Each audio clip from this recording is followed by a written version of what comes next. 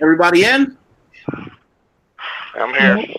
All right. So what I wanted to go at real quick was a second ago, Dave, you asked about how Venezuela was affecting Colombia.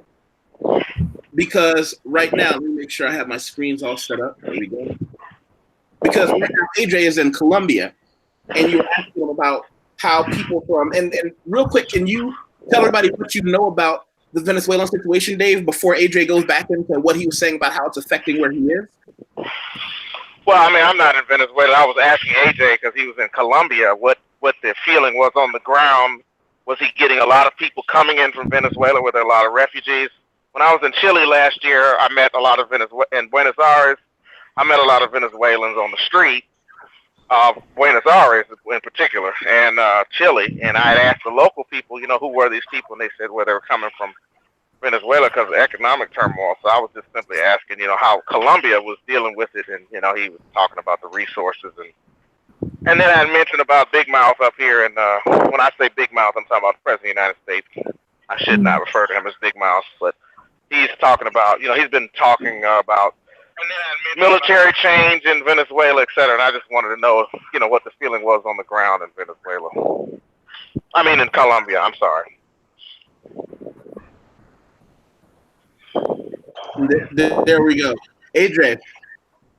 So there are a lot of Venezuelan migrants that have migrated over to Colombia because of the situation that's happening. As I was saying before, the Colombians they understand because of what they went through with Pablo Escobar. So when they were going through everything they were going through with Pablo Escobar, a lot of Colombians migrated to Venezuela. So the Colombians, it's almost like, retribution, like the government understands, so they're allowing them in. It's just that there's so many of them that it's starting to, because I think Colombia has over a million Venezuelan immigrants in the country right now. So, I meet just as many Venezuelans as I do Colombians in my day-to-day. And they, for me, like, I would know that they were Venezuelan because it doesn't, they're some of them you could tell a little bit, I guess, now that I'm starting to understand, like, see their culture, but for the most part, I don't know the difference, but they do, and I think it's just a resource thing. I think that because there are so many, and you have doctors over here standing on the corners juggling, and I mean, it's crazy. Wait, it's crazy. Say that again. Whoa. Say that again. You said you have doctors. You have doctors that will literally stand on the corner, on the corners, and do like street acts for money. You know what I'm saying? Because you gotta eat. You gotta eat. So it's I don't know. It's heartbreaking at times. It is very nice to see, like, the power of helping people, and I am glad that our money goes further here, because, like, I can give somebody 5 million pesos and make their whole day. You know what I'm saying? Like, and that's less than $2, and it makes their whole day. So Wow. It's life. It's life. I get it. I've been there. But I think for the most part, man, Colombians respect it. They understand. They don't. I don't feel like it's real beef. You know what I'm saying? I don't feel like it's no beef at all. I don't feel like they're a bother. I just feel like Colombians know. I mean, hell, it was only 20, 25 years ago that Colombians was fleeing Pablo. So a lot of the older ones, they know, they get it. They know what it's like to have a government and a country that's in chaos. Wow. Well, this is really. I'm sorry. Let me back up. Cooper. Nicole, you're the first. This is your first time here. Tell everybody who you are and where you're from and all that other good stuff and why you're awesome and blah blah blah. All right. So, hello everybody. I'm Nicole Cooper. So I'm from New Jersey in the U.S. and currently I'm in Taichung, Taiwan. So I've been out here for 2 years teaching. I also do some writing as well, and I also do some capoeira out here that I've learned, and life's good. What else do you want to know? I guess that's it. The life's good part covers it. Yeah. And let me. What this said is it kind of goes into what I wanted to talk about today. That whole rich get richer, the poor have children. I wasn't the first person to say it, and I know it was said by several notable historians. But think about how it dovetails into what we just said about the Venezuelans going to Colombia.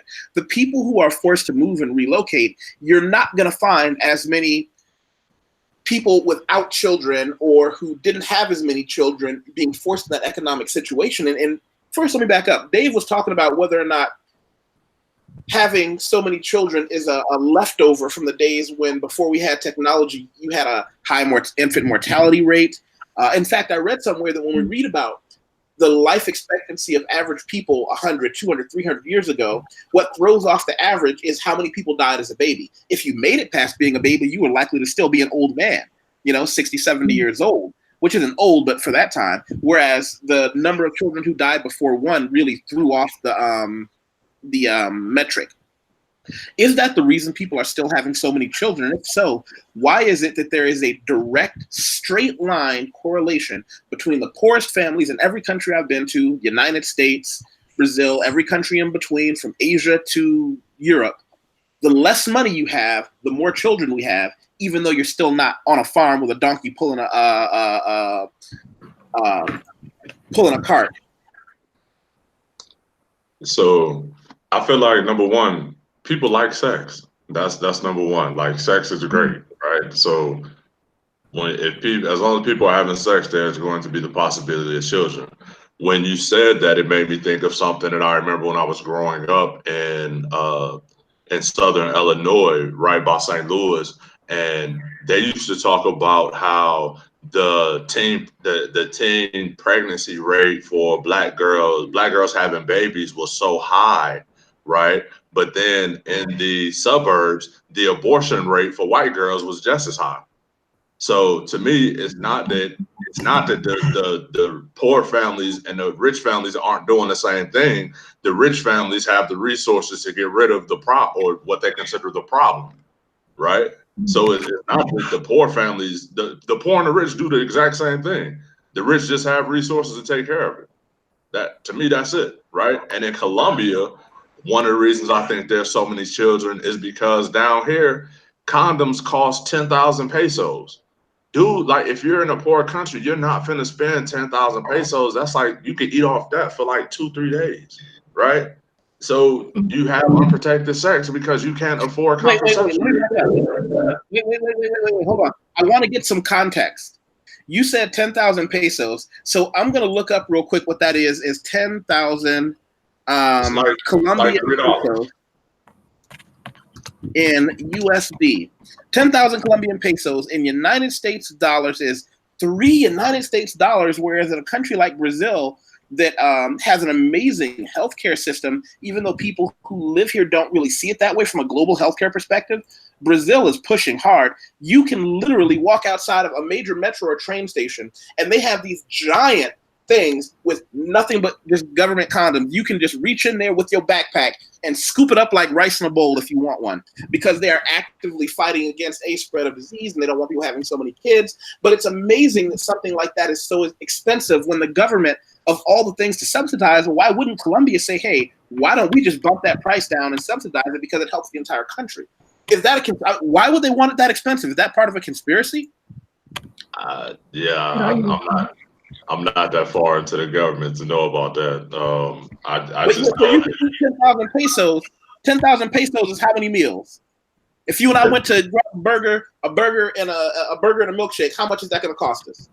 So if we're living like Colombians, Yeah. We're living, so if we're living, so you got to think. Let's not talk about us, right? Because we have disposable income. Let's talk about the poor Colombians, because I can go get five empanadas, right, for about 2 million pesos. Okay, so if and I know people that just eat empanadas every day because they're so cheap, unless somebody takes them out. So if I can get five empanadas for 2 million pesos, that means for 5 days I can eat every day for 5 days off 10 million pesos. So that's 5 days worth of eating. How many dollars So, is 10 million? We did the math right before you came in, Chris. You done the math. Well, because what we just said is that we were talking about the rich get richer, the poor have children, and what AJ pointed out is he's in Colombia right now. He said a condom can cost you, or a box of condoms, I don't know, one or a box. Yeah, a box of condoms can cost you $3. So that's like extraordinarily expensive. So that's expensive for anywhere, right? I would think so, because I know in a lot of in the U.S. they subsidize. Like you can go to places in the U.S. a few Planned Parenthoods, but in Brazil you can walk out of a train station, a bus station, a public area, and they just have these giant containers with nothing but condoms. And when Carnival comes, they're throwing these things out of the back of a truck. It's like at a wedding when people throw rice. It's just raining condoms because they're like, please. There's actually a name for a phenomenon that happens is 9 months after Carnival, a lot of babies are born.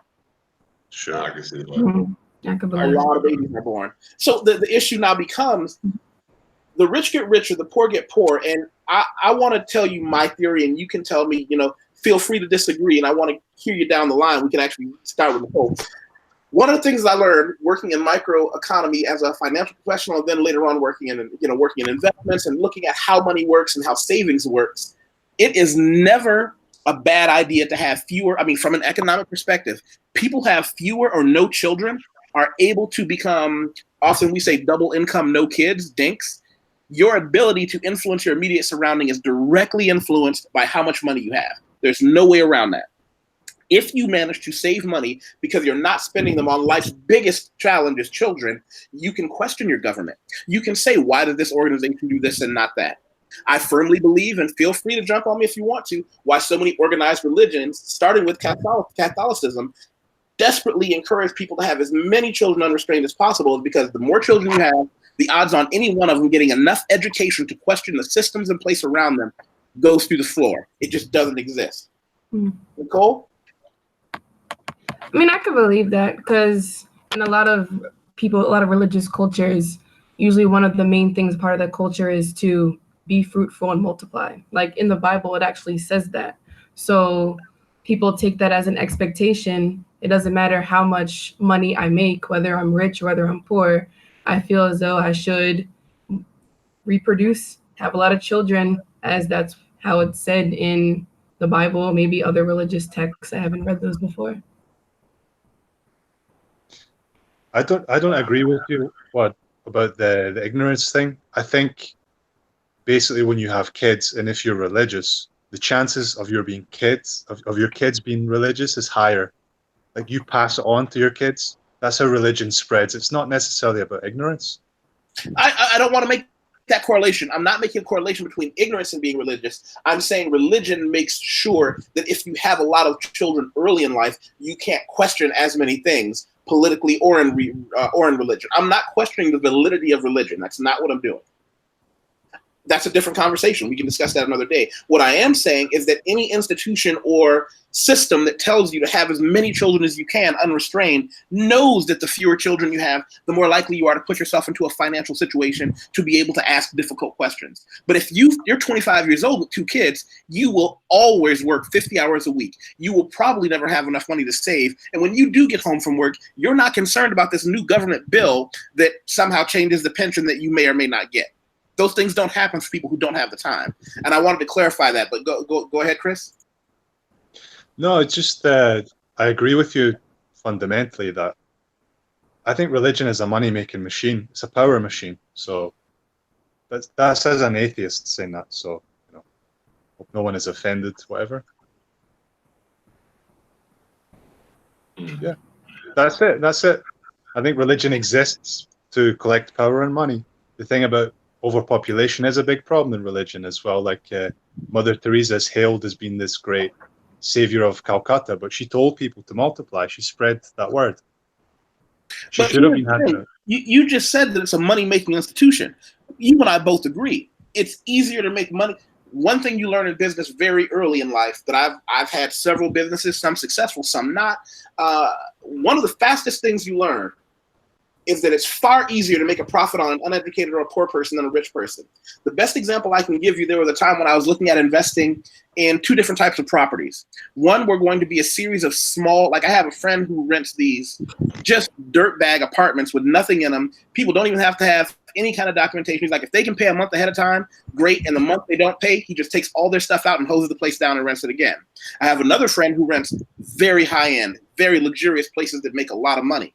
But sitting down for coffee with both of them, it became plainly evident within the first 5 minutes of really analyzing things. The guy that works with poor people makes a shit ton more money. Poor people can't complain. Poor people don't have the access to the places to complain. Poor people don't even know what their rights are. Poor people are more likely to believe in long shots than slow and steady. Whereas the rich guy didn't get rich by being stupid. He got rich by being shrewd with his cash, especially in a cutthroat country like America. Does that make any sense? Totally, yeah. Yeah, I just to me, I don't agree with the fact that because I agree with that if we're only talking about America, right? If we're talking about the modern Western society, I can agree with that. But if you look at other cultures, yeah, it makes sense to have a lot of kids. Like my mother had 8 kids, right? So if we would have did it like other cultures and we would have all lived in the same house and just stayed there and put all of our money together and do like some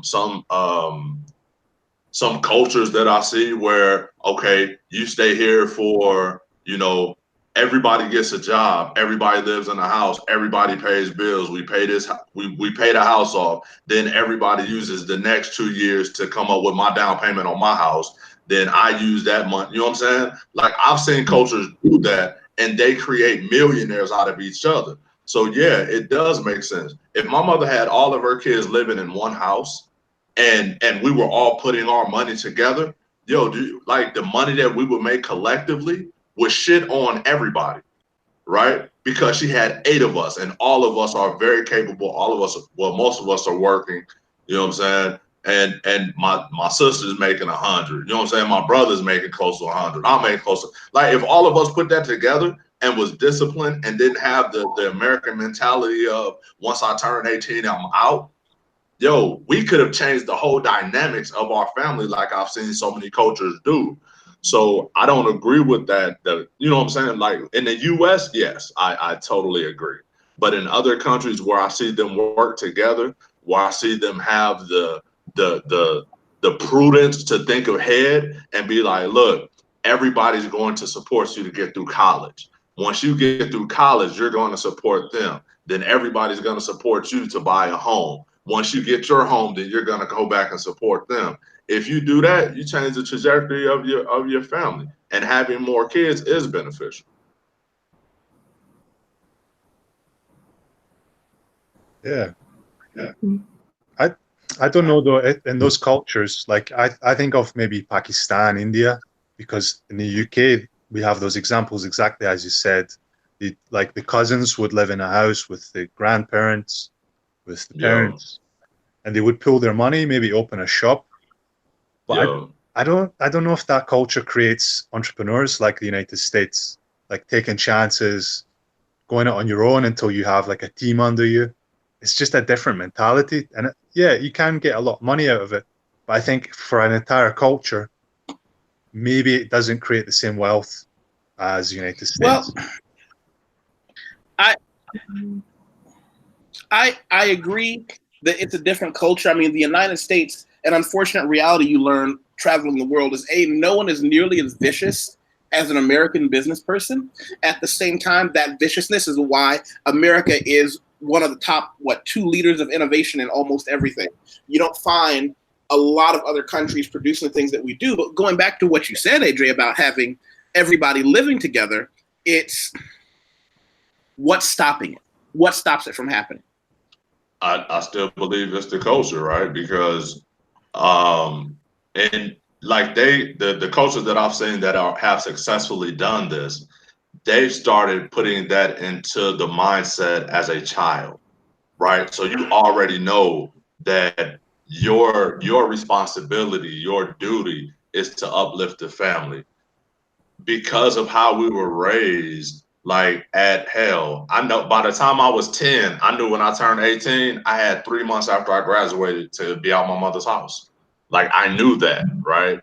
And independence is so stressed in the US. Oh, be independent, do your own thing. No one wants a man to live with his mama. You know what I'm saying? Like with all of that being said, the first thing you want to do as a man is leave, right? The first thing you want to do as an independent adult is leave.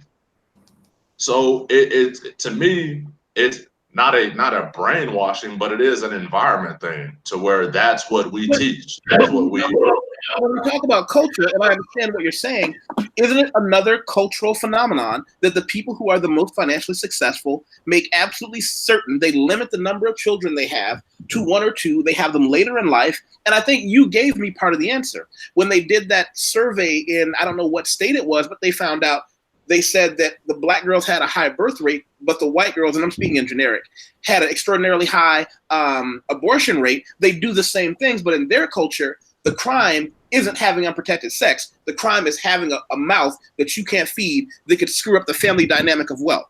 right. I don't think any of those girls ever had a situation where their parents were not, okay, you're having an abortion. Abortions are highest in the Bible belts. We know that. We already know that. So if we're looking at cultural institutions, the rich have these things that they do that seem small individually, but when you add them all together, yeah, it makes a lot of sense when you say, yeah, the more money you have, the fewer children you have. I mean, one of the things that I spoke to some of my younger cousins about who asked me about success and business and other things, I told them I'm not magic.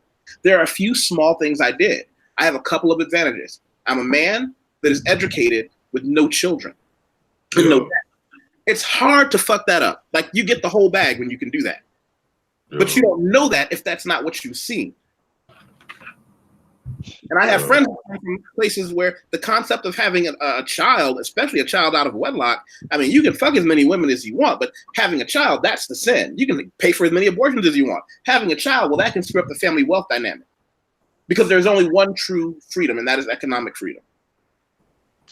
You know, and that's how I look at it. And that's, I don't think it's any small secret that the poorest countries in the world were the ones that were in where it permeates, have as many children as you can. And will they ever see that correlation? Sorry. Go ahead. I mean, do you think having a lot of children is just a reaction, a natural reaction? The poorest countries maybe aren't the best examples because they have war, they have disease, they have famine. So having kids is kind of a reaction to just trying not to be extinct, basically. It's human to do that. But take something like in the middle and examine that. Like what's a country that's in the middle? Are people having too many kids? Is that stopping them? And also, like, how don't we need some repopulation? Who has the kids? Like, shouldn't more educated people have more kids to be able to raise a better population? Yeah, but I disagree with that. Speaking strictly from an American standpoint, I can safely say to you, because of the high cost of education, the families that can't afford to have all of their children get a quality education only had 1, maybe 2 at most. Because the reality is, when I was investing for clients and saving for clients and doing things like that for clients, they were having to start thinking when their kid is from birth to 5 years old, how are we going to pay for this child's education?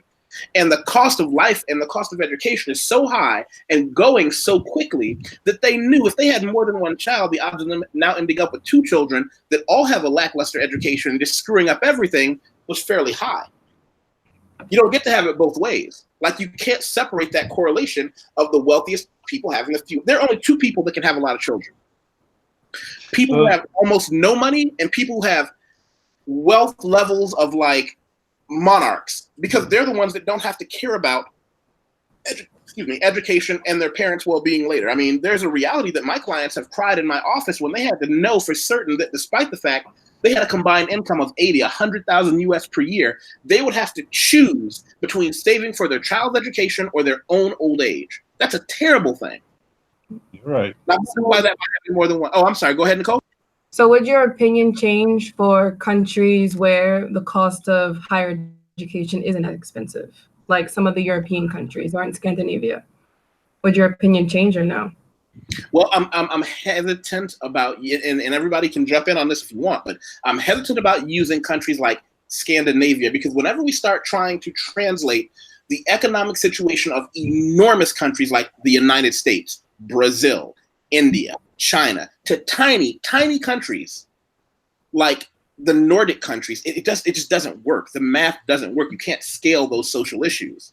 These are tiny countries with an extraordinarily high education rate that has to import, like Japan. They've had to import so many workers. Now they have a birth crisis where the Japanese are becoming extinct because they never. I lived in Japan for a couple of years, and one of the things a lot of people don't know is Japan is fun. Japan is a great place to live, great people. However, if you were not born there, under no circumstance are you allowed to become Japanese, regardless of who you marry, and your children will never be Japanese. That's not a racist statement. They are not racist people. They chose that their country was going to have a very clear definition of who they were. Now the problem is because they had so few children, and those children had to be, very carefully taken care of, there's almost none left. So when you say that, Nicole, I understand what you're saying. I just don't think you can scale the math. I don't think you can scale the problems that a United States or a Brazil has, or Colombia even has, to those tiny monolithic countries, because we also can't forget those countries are tiny and there's only one race of people. So when they see someone with an economic problem or disease, they can say that could be me. Whereas in the countries we're in right now, people can look at you and say, well, yeah, the problem of his people and the problem of my people, they're not the same, and we'll just ignore it until the problem comes knocking at their door. Fair enough. That's a good point. But I think maybe one of the major problems of the United States is that being middle class is so difficult. So to just have like a decent salary and be able to take care of your kids, take care of yourself, is such a problem. Healthcare, education, etc. Is there some way we can fix this so that people can have like a stable number of kids, wealthy people as well as poor people? Now you're asking for miracles, my friend. Because now we're talking about capitalism. There's a reality to the rich continually get richer because they understand they have these small advantages over the ones that don't. And once you, and I'm going to say a terrible thing, once you are past a certain level of economic freedom, I don't mean being rich. I want to be clear. I don't even like to use that word. But when you're past the point where you have to worry about where your next few meals are coming from, life changes. Like, I did not grow up with, I was a have-not. My parents loved me. I never missed a meal, but I want to be abundantly clear. I was not a have. When you pass that point and become a have, and you know your meals are going to be taken care of, and you don't have to worry about certain things, you can't really, I can't speak for everyone in my situation. I can't take the chance of fucking up that small game. That's the problem with capitalism. When you do get something, you have to fight like a mad dog to keep it. As they're doing air raids over your house, AJ? Man, I messed up and moved near the airport. Let me guess, the price was real good, wasn't it? Yeah, it was. I mean, and it's still one of the best parts of town, but like it's only certain parts of the day. I guess their pattern goes right over my apartment. So yeah, that kind of stuff. I'm gonna give you a hot tip. If a package drops out of the sky, don't touch it. I'm grabbing it. I'm grabbing it. It might be Pablo's wealth. I gotta find out, man. I'm telling you, man, don't put yourself in that situation. You're gonna grab it when the federales jump out and go, gotcha. Don't call me, delete my number. Oh no, I'm gonna tell them you sent it. Please, please tell them you sent it. I don't know you. But yeah, go into it. It's like one of those situations where when you realize that capitalism dictates that once you're over the mountain, you have to fight so hard not to slide back down. Now you're in a situation, how hard am I going to have to work to take care of somebody else? Because there's an equality of opportunity, but not an equality of outcome. And people get that confused. You can give 100 men the opportunity to succeed, and we can say some will and some won't. You make better decisions when you're on a full stomach, but what history has shown us is that men are not created equal. Some of us have that weird thing that says, I've decided I'm going to have. Now, what you can do is put them in a situation to do it legally. I'm fortunate I got to do everything legally in my life. But capitalism says, I had to understand there's certain things I had to sacrifice. And when you do get to a certain point, you realize once somebody has already had those children, it's like I get a lot of people who call me because of my website and different things that I've written to ask for advice. And they email me about advice. What do I say to someone who's 30 with 2 kids? Like, how do I talk to them about economic success? I think and it's that's just a good question. Anybody can help me on that one, because if you can pass on some wisdom that I don't have. Well, I think a lot of it is just planning. Like if people, independent of their financial situation, planned and organized the resources they had, things would work out so much better. I think the issue is people don't think this shit through. If you have a kid when you're 16 years old, how much have you thought about that? Zero. So that completely fucks up your future. And obviously that's more likely to happen in poorer areas. So do you see my point? For me, planning is a major thing. Finances might even be secondary. But see, I agree. the part that I disagree on is, even if you have, I don't think it's the children. I really don't. I think it's the mentality, because as long as you have a consumer mentality, then you'll, no matter what state you're in, you're not going to achieve wealth, right? When I hear you talk, you don't have a consumer mentality. You understand business. If those same 2 children, and I'll take me for example, right? I always felt like if I had children, I would be more successful than what I am, because yes, because I would have something to work for. Like right now, all I have to do is I got to make sure I got a place to live. I'm straight. I can travel when I want. But if I had a legacy, then I would have a different mindset. So children can drive you, but you have to change your mentality. Because if you have a consumer mentality, you're just going to want to consume more. Oh, I want my baby to have the best J's. I want my baby to have the best outfits. I want to look like this. I want to look like that. But if I have a producer mentality, guess what? My baby going to be wearing Payless shoes until, right? But I'm going to be okay because I'm producing, and I'm going to produce over time. So when my child turns 10, that's a decade of me producing. My life has changed because of that child, right? Our whole dynamics have changed because I changed my mentality and my environments and the books that I read, the people that I talk to, right? But if I keep a mentality, it doesn't matter if I have kids or not. I know people without kids that are in the same situations because they never changed their programming, right? They've been programmed. And because they stayed in that environment, they never changed it. So they still live this life. You know what I'm saying? They still live a life of not having enough. So I don't really think it's the kids. I think it all boils down to if you're gonna change your programming or not. If you're gonna change from a consumer to a producer. And if you're not, you're gonna have a shitty life. To me, that's capitalism. Are you a consumer or are you a producer? Bottom line. If you're a consumer, congratulations on a shitty life where you ain't gonna never have enough. I don't care how many kids you have or don't have. If you're a producer, congratulations on a better life because you're gonna know how to produce. I've seen so many parents that are producers have their kids doing lawn services, doing these things, working in restaurants, doing this. Guess what? You just got free labor. So guess what? You're probably in a better position than somebody without kids that had to hire somebody to do this when you can make your kids do it and say it's part of your job as being a part of this family. Right? So it's a mindset to me. It's not a kid thing. It's a mindset. But I think I agree with you, but I think having the kids and the stress of having the kids can fuck with people as well. Like they can have a decent mindset. Just a sec. Okay. Yeah, sorry, I got a message. I think the stress of having a kid can fuck with people too much. If you're a tough person, you're driven, okay, but how do you know about that before it happens, before you have your first kid? My brother was in a pretty reasonable situation. He had his first kid last year, and in 1 year he bought a house, passed his driving test.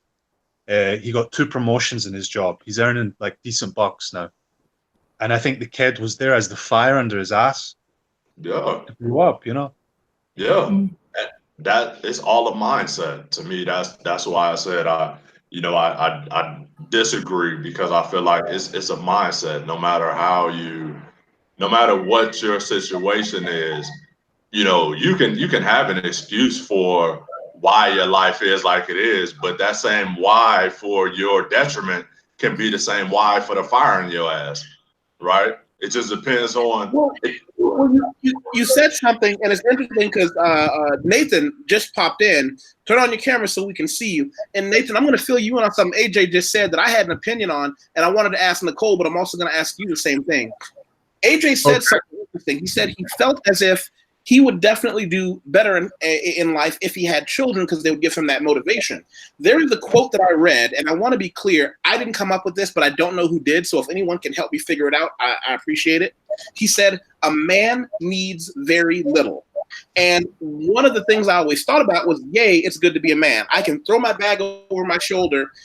Maybe 500 years ago, I threw my sword over my shoulder. And today I just throw my laptop over my shoulder, and I can go anywhere and just sell my goods and sell myself to lead this life in the world. But it's also, like AJ said, when you don't have those pressures, you might not go as far because you don't have to. And I'll tell you something that happens in my industry, my former industry of finance, when my managing partners would talk about what they're looking for in someone to hire into the business to really train them how to succeed, is an unofficial metric that they absolutely can never talk about publicly. As they said, if they have 2 men that are equal and one man has a wife and kids and one man doesn't, you always hire the family man, because he has to earn a certain amount of money for his commission check. Whereas somebody like me, I could make a certain amount of money, meet all my metrics and guidelines, be in the top 10 of sales, and literally take the last 2 weeks of the month off and just play video games all day if I felt like it. And I had been called out. How come you don't want to do more? I'm fine. I'm in the top 10 of sales. I think I'm just going to take a week and go play Grand Theft Auto. Back when I had a video game, I want to tell everybody I don't have video games because I love them. Nathan, tell everybody who you are and where you at. Good morning, everyone. Sorry I'm late. Nathan Francis, and I am in Williamsburg, Virginia. Right on. Can everybody hear me okay? Yep. Yeah. Yep. Good. Okay. And your thoughts on what I just said? When you're relating your story about like future employers potentially feeling more that the married man would be a more reliable hire. Yeah, because what AJ said about having kids pushing men farther. I didn't hear that part. I didn't hear the full comment. Oh, okay. Well, what AJ said, and correct me if I'm wrong, AJ, he said that, having kids is often the motivation that men need to do better in life. Yes. And yes. I'm not talking about a man that was like some of the men that we deal with now that try to live with their mom, but I'm talking about a real man that takes care of responsibility, takes care of himself. Once he has kids, a wife, it puts him in a different mindset. You know what I'm saying? And that I've seen men like you said, Chris, your brother got a child, he totally turned everything on, right? Before he would have been just like, doing whatever, scratching his ass, whatever, just living life. Once you get a child, it focuses you, right? And it puts you on a trajectory, because now you have another individual that you're responsible for. You have another individual to show and to be an example for, right? So right now I can sleep all day, I could do whatever, but if I have a child, I understand programming. I understand being the example for my child. So, I will change a lot. And like I said, I feel like I would be doing 10 times better than I am right now if I had a child. That's my opinion. Because like I said, I would have something to drive me. Right now it's just eating and the fact that I don't Like I don't have. I'm not trying to impress nobody. You know what I'm saying? So that doesn't drive me. That sounds like depression, man. Oh man, this is the life, bro. This is the life. I mean, I am chilling. I am chilling. Life is great. But I really don't have that outside force. I'm not really, I'm not big on, oh, I need to make $500,000 for what? Like in Colombia, if I make $50,000, I'm doing better than everybody down here. You know what I'm saying? I'm like in the top 1% making 50,000. So what am I going to like? I'm gonna work hard for what? I don't got a reason. Well, I don't have why. Let me back up, and Nicole, you're gonna be the stand-in for every woman everywhere in the world with this question. Ready? You're all no pressure. Do you see a difference in men's behavior as someone who stands? You're not a man, but you see men all the time. Men talk to you all the time. Do you see a difference in behavior from those guys depending on they have their motivations? And do you look at single fathers as men who are highly motivated and these guys are doing well? I mean, how do you see it as a woman standing outside of men? Well, I feel like men feel like they have more of a responsibility to be more careful with the decisions they make, especially if they're responsible for taking care of children or if they are married or have a significant other. So I do agree with what AJ's saying, that having children can light a fire under you if you have that right mindset, because now your decisions aren't only about you. Now it's also about someone else who is unable to take care of themselves because it's a child. You're responsible for raising them. So the decisions you make in life, the financial decisions, any other type of decisions, you have to think more about it because the consequences could be twice as worse if it's the wrong decision. I don't think about nothing. I decide where I want to go. I'm about to do a 2-month trip to the U.S. I don't know if I'm gonna go to DR next, Brazil, Ecuador. I don't think about nothing. I'm just like, all right, whatever. I'll figure it out. Yeah, I know. You know what? Come to Brazil.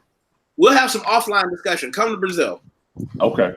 Come to Brazil. Yeah, she's totally right, man. She's totally right. Like I've seen my friends that are true to their families. Like everything is sent, like they have thought processes that I don't have. They have that responsibility level that I don't have to know that there are other humans' lives in my hands that I'm responsible for. I'm not even on that level yet. I'm like, the only thing I worry about is taking a shower every day. Like that's my biggest concern in life is, do I want to take a shower? He said, my biggest concern in life, taking a shower today. And let me put some context around that, because I do understand and have gotten I'm very comfortable. I force myself to take cold showers. That's like my uncomfortable thing that I do. I don't know why. Don't ask me. It's a whole discussion behind that. Yeah. But I take cold showers, even though I don't have to. And so it's like a real battle. Like, yo, you got to get in the shower. And I'm like, no, it's cold as hell. And I'm like, go take a shower. So that's like one of the ways I discipline myself. But yeah, that's my biggest. When you make it out here to Brazil, you can take all the hot showers you want because you're going to come lift some of these heavy ass weights with me. Oh, bro, I'm going to the gym as soon as we get off here. So I'm all ready. But going back to that, the rich get richer and the poor have children. We, in another group, we were discussing kind of the macro level where you had The Economist magazine talking about how they think, Africa's population explosion is going to be a burden on the world. And I think it's unfair to say Africa, but it happens in a lot of countries. Like having lived in China for 2 years, I'm seeing the net result of their one-child policy that they had for so long. There is no way to, huh? Y'all want to say the ratio of men to women are now off. It's now off. Well, here's what ends up happening. And I want to be clear. I am not judging anyone whose life I did not lead. The problem becomes if you can only have one child, you will always choose a boy child because a boy child is going to earn income. He's probably going to stay at home with his parents, whereas a girl child is going to be 20, 25 years old, get married, and leave.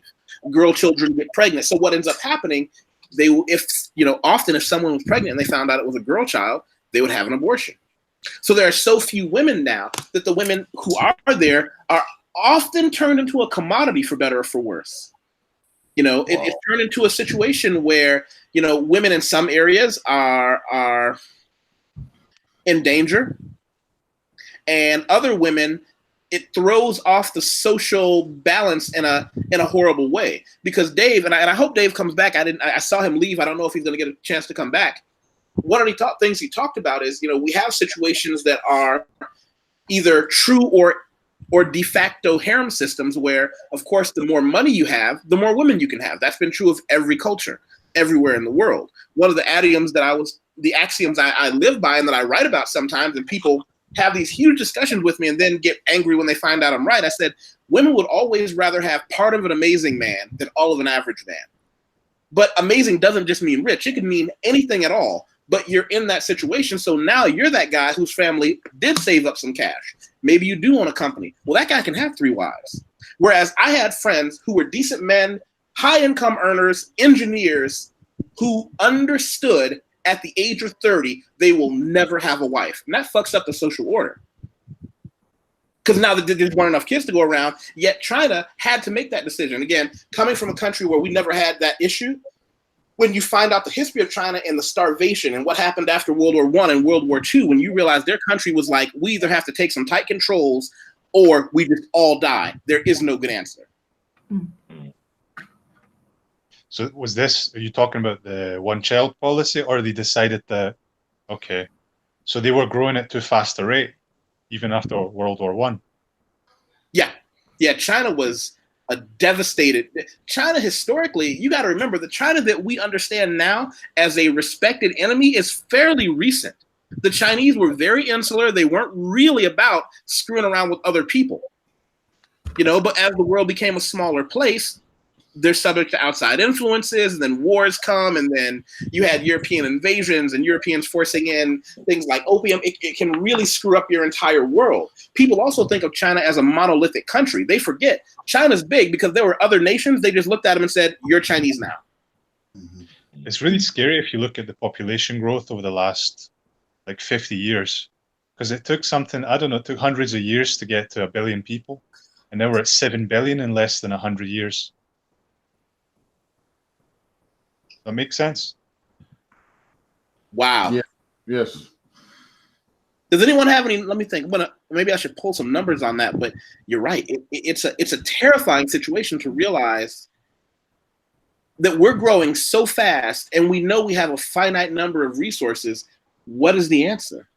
People say a finite number of resources. What is the answer? Because now you're in a situation where you have countries taking extraordinarily unethical measures. I'll relate 2 quick stories to you, and I want your opinions on that. We can start with Nicole on this one, just as a woman. We've had cases in many countries where this is happening, but I'll give you the case of one small village doctor in, I want to say, sub-Saharan Africa, and an entire policy that took place in some countries. I believe it was Australia and a few other countries with large native populations, where the doctors were secretly injecting the women with birth control to stop them from having children. One doctor who did something horribly unethical. He lived in sub-Saharan Africa. He was a Western doctor, and he was taking care of this small city, and he was one of the very few doctors that were there. And he saw 14-year-old girls consistently giving birth, and their bodies were being destroyed. A 14-year-old girl is not built to have a child. So when girls would come to him, he'd do their whole medical, and he did something that is horribly unethical and wrong. However, even though he deserves prison for what he did, I understand why he did it. He just started giving these girls, I think it was some kind of an injectable birth control. It might have been Depo-Provera. And it stopped so many young girls from having babies, because he also saw, once a girl has a baby at 14, what little future she may have had is just totally gone. It doesn't exist.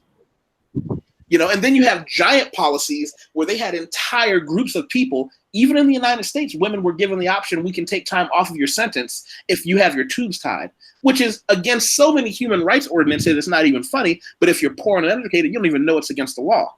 And even if you did, would you take a couple years off your sentence? Like, do we see more and more of that happen? Do we see more of the haves and the people in charge saying, we're going to forcibly stop so many people without resources from having kids? And that may affect you, that may hit you differently as a woman, Nicole. Trying to figure out what to say with that. Because I understand why it's done, but the fact that it's being forced on them, that's where it's like,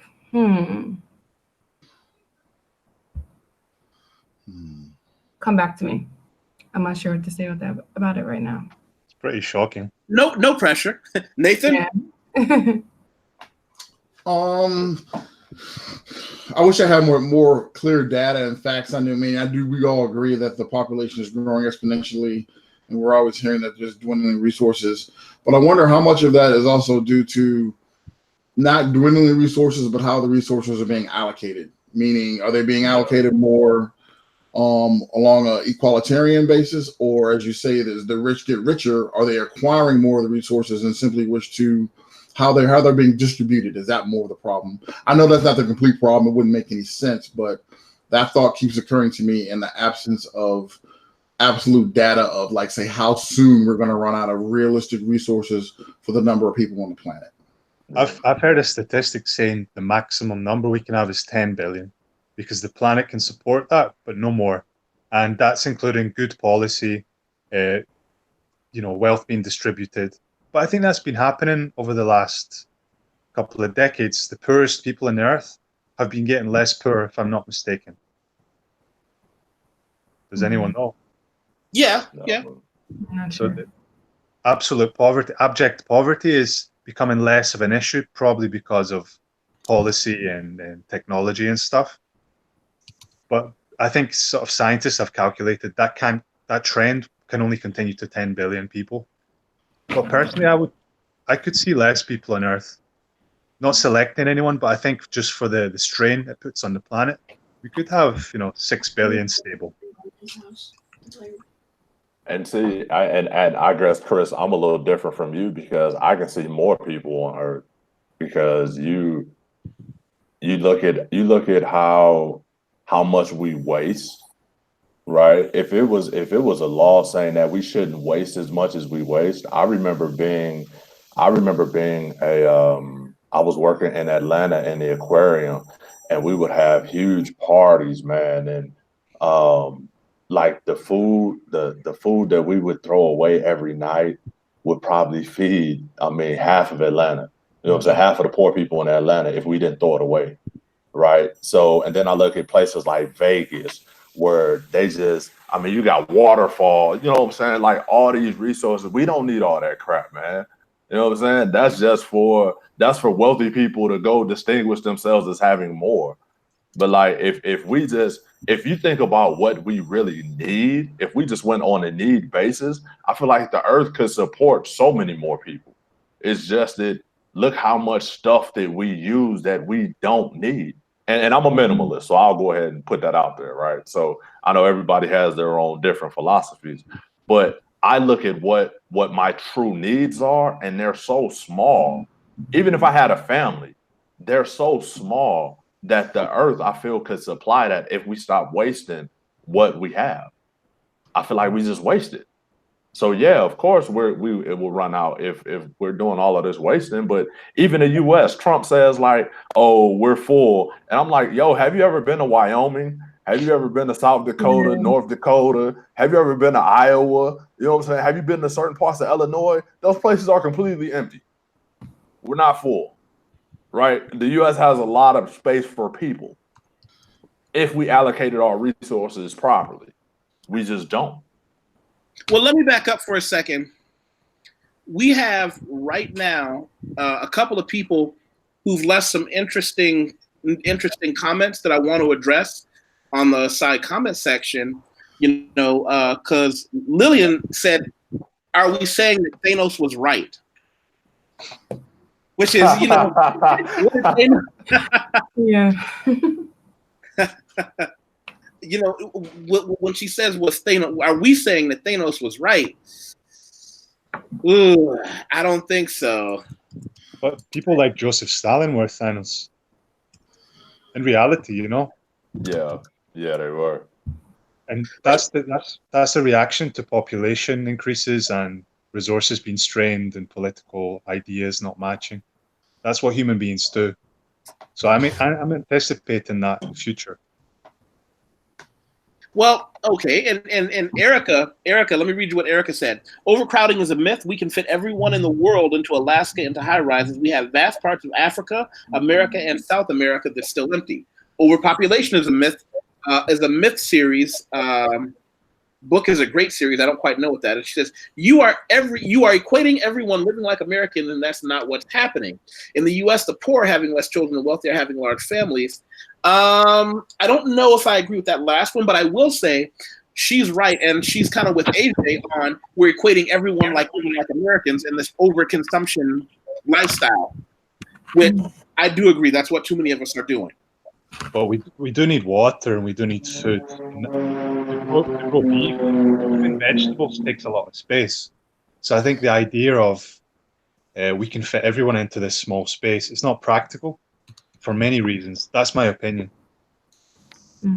So I'm not advocating for anybody to be vegetarian or anything like that.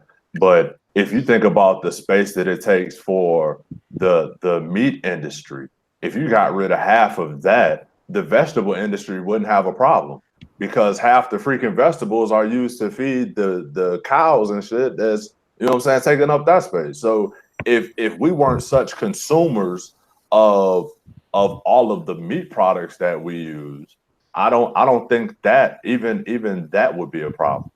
You know what I'm saying? Like, you can grow vegetables. I live in Colombia, man. Outside of like the metropolitan cities, you can have vast arrays of gardens and farms and all of that and feed probably the whole United States. You know what I'm saying? But they cut down the rainforest to get more meat industries because the US consumes so much freaking meat. And then a lot of the world wants to be like the US, so they try to do what we do. And then I feel like that's what's throwing it off. But if we ate vegetables more, I feel like that even that wouldn't be a problem, right? Even the water. I mean, hell, the water ain't. We got water for days. We just got to stop. You know what I'm saying? We have to stop wasting it. Think about how many. And let's just talk about Las Vegas alone. How much water is wasted in Las Vegas on nothing? True. Yeah. Wow. Yeah. And it also comes down to how you utilize your space for residential areas and places where you have stores. So, for example, in a lot of like smaller countries, like in Taiwan, where it's densely populated, in a lot of the cities, the reason you can fit so many people and so many businesses is because they built up. They don't build out. So when you build up, you have more extra space for, okay, let's have this garden so we can grow some fruits and vegetables for a local market. So when you look at the US, when you look at some of these cities and some of these suburban towns, everything is horizontal. Everything is very wide. We have all of these big homes. Do we really need a house that big? Do we really need this much space in between one home and your neighbor's home? So I think it also comes down to how you utilize your space as well. And as we already said before, the US has a lot of space. It's just so many people are concentrated in certain areas, but then you have states like Wyoming, Montana. I've been to Montana. There is so much space there. Yeah. I was thinking about this idea of urban gardens. Do you think that could work? Can you give me an urban garden and what that is? Just like planting vegetables on your roof, or creating a park in a small space, putting some tomatoes there. Yeah, there's people that do that where I live. Where do you live? Right now I'm in Taiwan, in Taichung. Okay. And is that climate kind of subtropical? Yeah, it's subtropical. So things grow easily, right? Yeah, you can grow a lot of things here. So yeah, I know a few people. I'm in a group on Facebook. It's called like Taichung Gardening. So everyone's kind of sharing their tips on how they're growing certain fruits and vegetables on like the roofs of their apartments. That's awesome. Yeah. What you said makes a lot of sense, especially that argument that the things that we're consuming are not the best use of land and space. I know that when you start getting into the politics of government subsidizing farmers to grow certain things or to raise certain cattle, it's not necessarily the best for the planet. So when we start talking about the allocation of land, now it gets really weird. Now you're getting into an awkward situation where we have to really dig into. Oh, hold on 1 second. I'll be. Okay. Oh, okay. That's a free bro. That was Someone funny. knocking at the door. So what I've taken away from this is fuck Las Vegas. Where Wait, what did you say while I was gone? Nothing. What did you say about me? You're paranoid, man. I'm not paranoid. I heard something. That was funny. So I'm hoping. By the way, I'm hoping that Erica can join us. Erica has a lot of things going on, and she's going to be an interesting voice. I sent her a link, and I hope she can pop on with us. But yeah, what I was saying is that we have to really look at now. You know, we're looking at land allocation. We're looking at things like I had an old comedian joke that I saw online. I think it was George Carlin, where he talked about golf courses, and I'm probably going to get this wrong. Golf courses, and he said, "What happens when we realize that we have all this land allocated to doing what? Allocated to exactly what? Golf." Yeah. And he said, "There's no real reason for it. No. You know, and there's no real. Why are we using this much land to do what? Hit a ball. Status. Exactly. To hit a ball. To hit a ball. And it's an awkward situation. It's awkward when you realize all of a sudden that a lot of the struggles that we're having, and by the way, I call this class warfare. The rich get richer, the poor have children. I definitely call that a class warfare. How do we combat this? How do we realize that allocation of resources is the major conflict? For example, I don't know who it was earlier that said, you know, water is abundant. Was that you, AJ, that said water is abundant? Yeah. I actually disagree. There are even places here in Brazil where water just doesn't even occur. I've been to places in the world where they talk about how the wars that are fought aren't fought over diamonds and gold, but they're fought over access to things like fresh water. Not everyone in the world even has access to something where they can say, I can go buy a bottle of water, or I can even just go, you know, I have a sink right here. The water is the water is filtered by the city, but it also has a filter on my sink. I know I can get clean, fresh water all the time. Mm-hmm. That's not something that everybody has access to. Oh, by the way, speaking of having water, on a total side note, I don't know if everybody knows it, I'm a prepper. One of the things I always have in my house, one of those 5-gallon things with a pump that I can put on top, because you never know. I had a situation where a pipe broke in my apartment building. They said you won't have water for 12 hours. Well, you can wait 12 hours or go to a friend's house if you need to take a shower. But when you wake up and you need to drink some water, or you need water to just not, you know, especially if it's summertime in Brazil, tiny things like that matter. So, Erica has joined the playing field. Hey, how you doing, everybody? hey, what's up, Eric? And you know what? Let me do this real quick. Everybody, I want you to look into 2 places. I want everybody to look into the comments, and I'm going to also try and post it under here. I want everybody to take a minute and go to Erica's channel and subscribe there as well. I'm going to put it here in the comments. Check out Erica's channel 2. And I'm going to put a link there to her YouTube, because I want everybody here to, you know, I believe the internet has done this amazing thing, and it lets us spread the love. By the way, for people who say they can't post links in the comments on the side of the video, It's because we're not moderators. Yeah. Huh? We're not moderators, so we can't post. That's yeah. You know what, Erica? You know what I'm going to do, Erica? Do you have any moderation experience?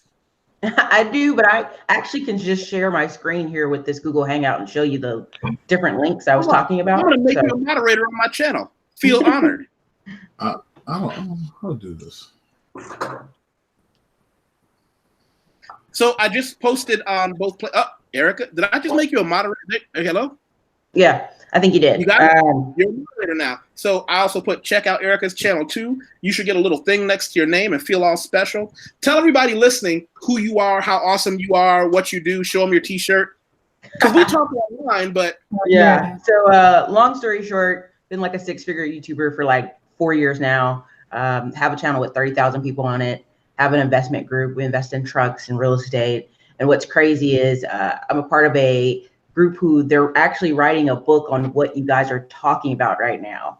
So it's coming out of DC, so it's quite funny, but it is very counter the points you're talking about. So I was like, well, I'll just give them some of the information from this group that's just kind of researching and putting a lot of this detail together.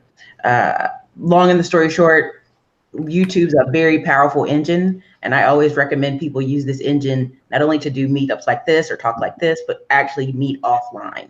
That's really the true power, because then you're connecting people, you know, into the real world, off the matrix, right? So it's kind of one of the things. Yeah. Well, you know, we're going to have a different discussion. I have a friend down here. He and I deal in Bitcoin, cryptocurrency. I do some investing from things in the United States. The three of us are going to have a little three-way chat, and we're going to talk about stocks, bonds, and investing. I would actually just like to have a day to just talk about bonds, because one of the things that's amazing in Brazil is their bond rate down here. Like yesterday I checked, and I know I'm going off the plantation, people. Hold on, just stay with me. I know, I'm like, oh. The bond rate yesterday was like 8.9% on a 10-year T. Oh, hey, whoa. Wait a minute. It's Mexico. Mexico has joined the battlefield. Hello, Roxana. We can't hear you. Are you muted? You're muted. Okay. Okay. I don't. Did I mute you? No, you muted you, right? All right. I don't know what you two have heard, and Erica, I don't know how much of our previous conversation you heard, whether or not you had been able to be a part of it. Let's see. Hold on one second. There we go. All right. Had to make sure everything was online the right way. So going back to what we were saying, the premise statement, the thesis statement is the rich get richer, the poor have children. And what some of us were arguing, and Erica, I'd love to hear your input, because you said you came in with some counterpoints about what that really affects and what are the driving engines for that. And do you think that my thesis statement is untrue? Not that I thought up from the beginning. We don't know who it was attributed to. About the rich get richer, the poor have children. How do you feel about that statement? Because I feel that way from my life experience and what I've seen through the continents that I've lived in. So give you guys, preference.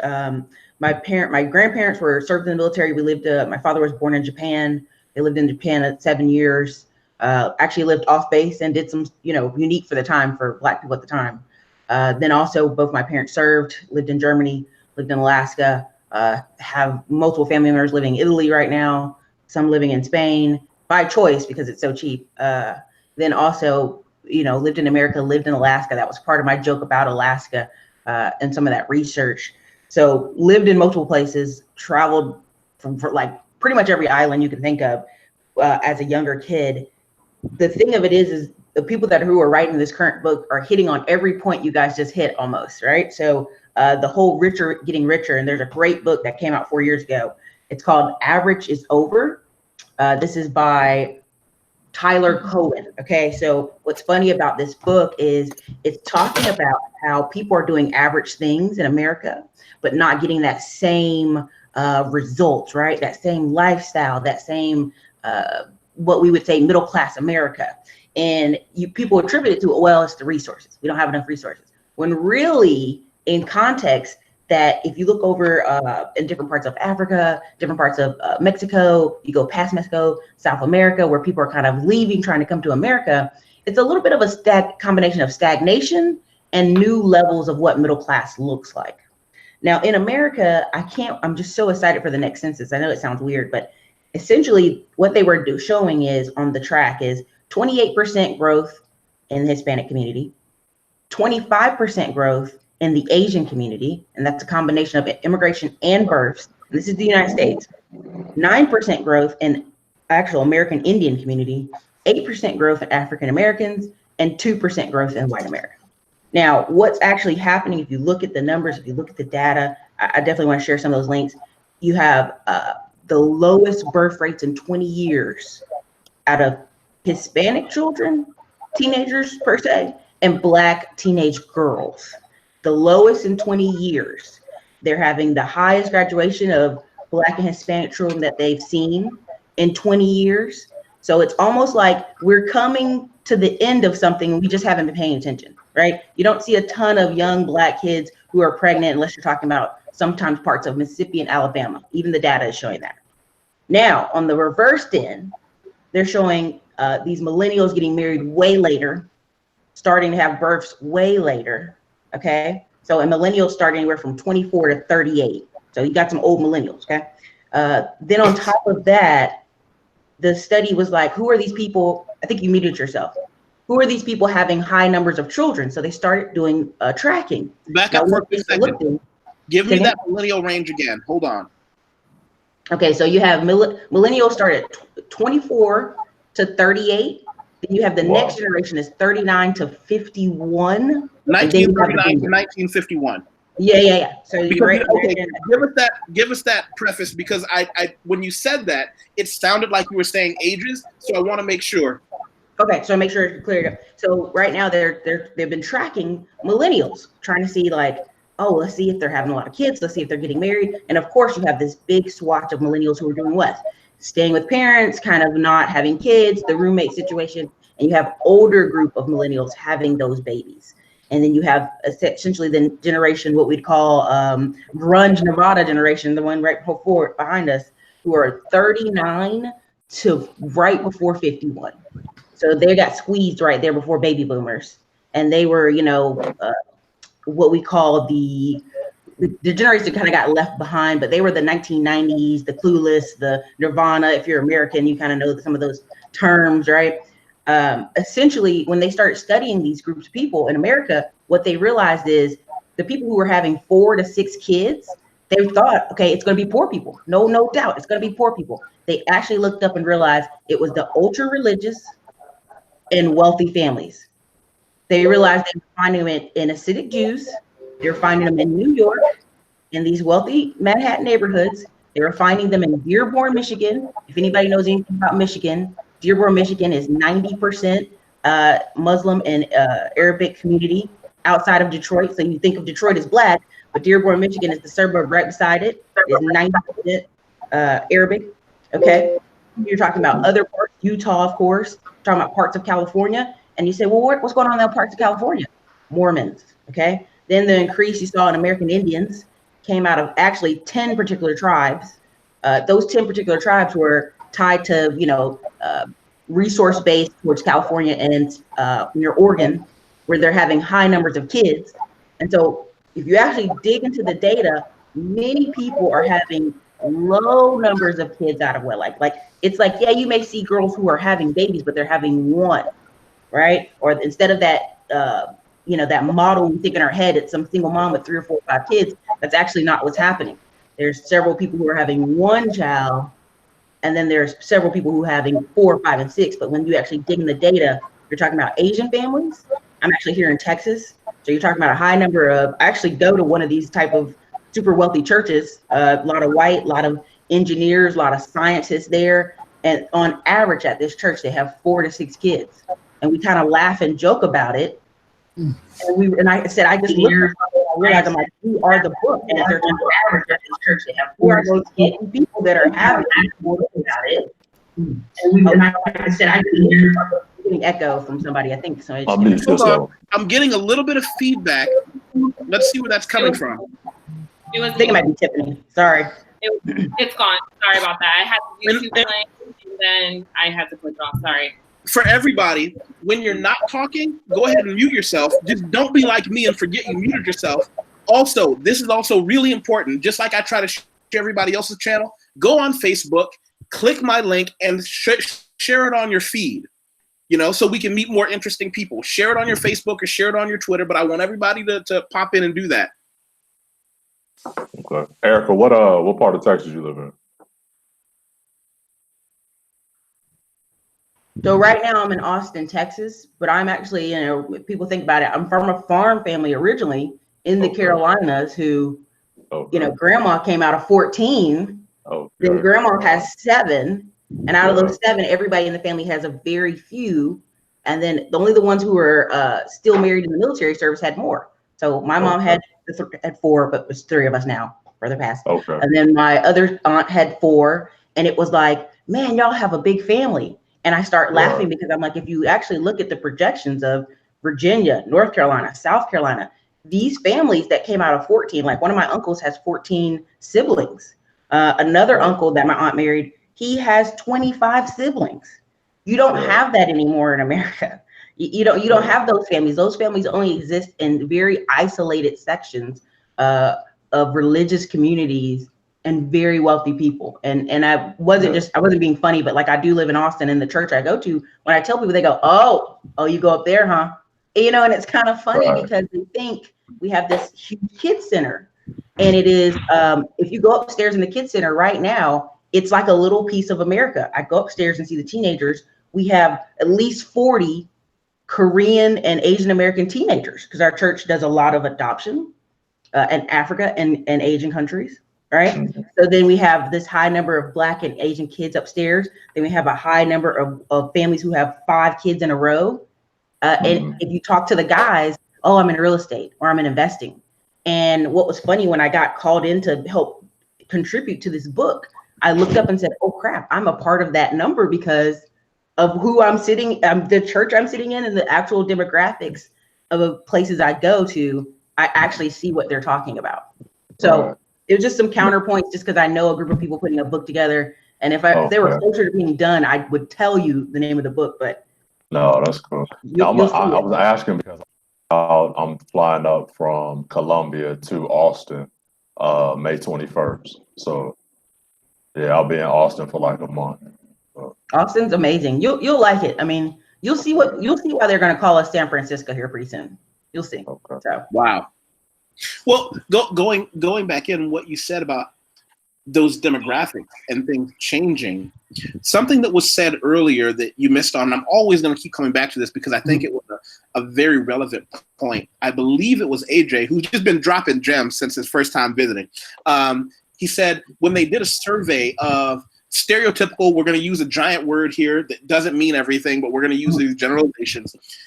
They found that Black girls and white girls differed in 2 areas. One, they said Black girls were having a lot of children, but they found that white girls in the same area were having just as many abortions. And so it became an issue of not who's having unprotected sex, but the rich get richer because they can get rid of problems sooner. And yes, I'm absolutely saying an unwanted child is a problem. I'm saying that out loud. If anybody wants to fight me, they can fight me on it. An unplanned child is a problem. Well, I think something you said earlier, I think you guys were talking about food. I don't want to mess up his name. I think it was Christopher. I think you guys were talking about food and resources.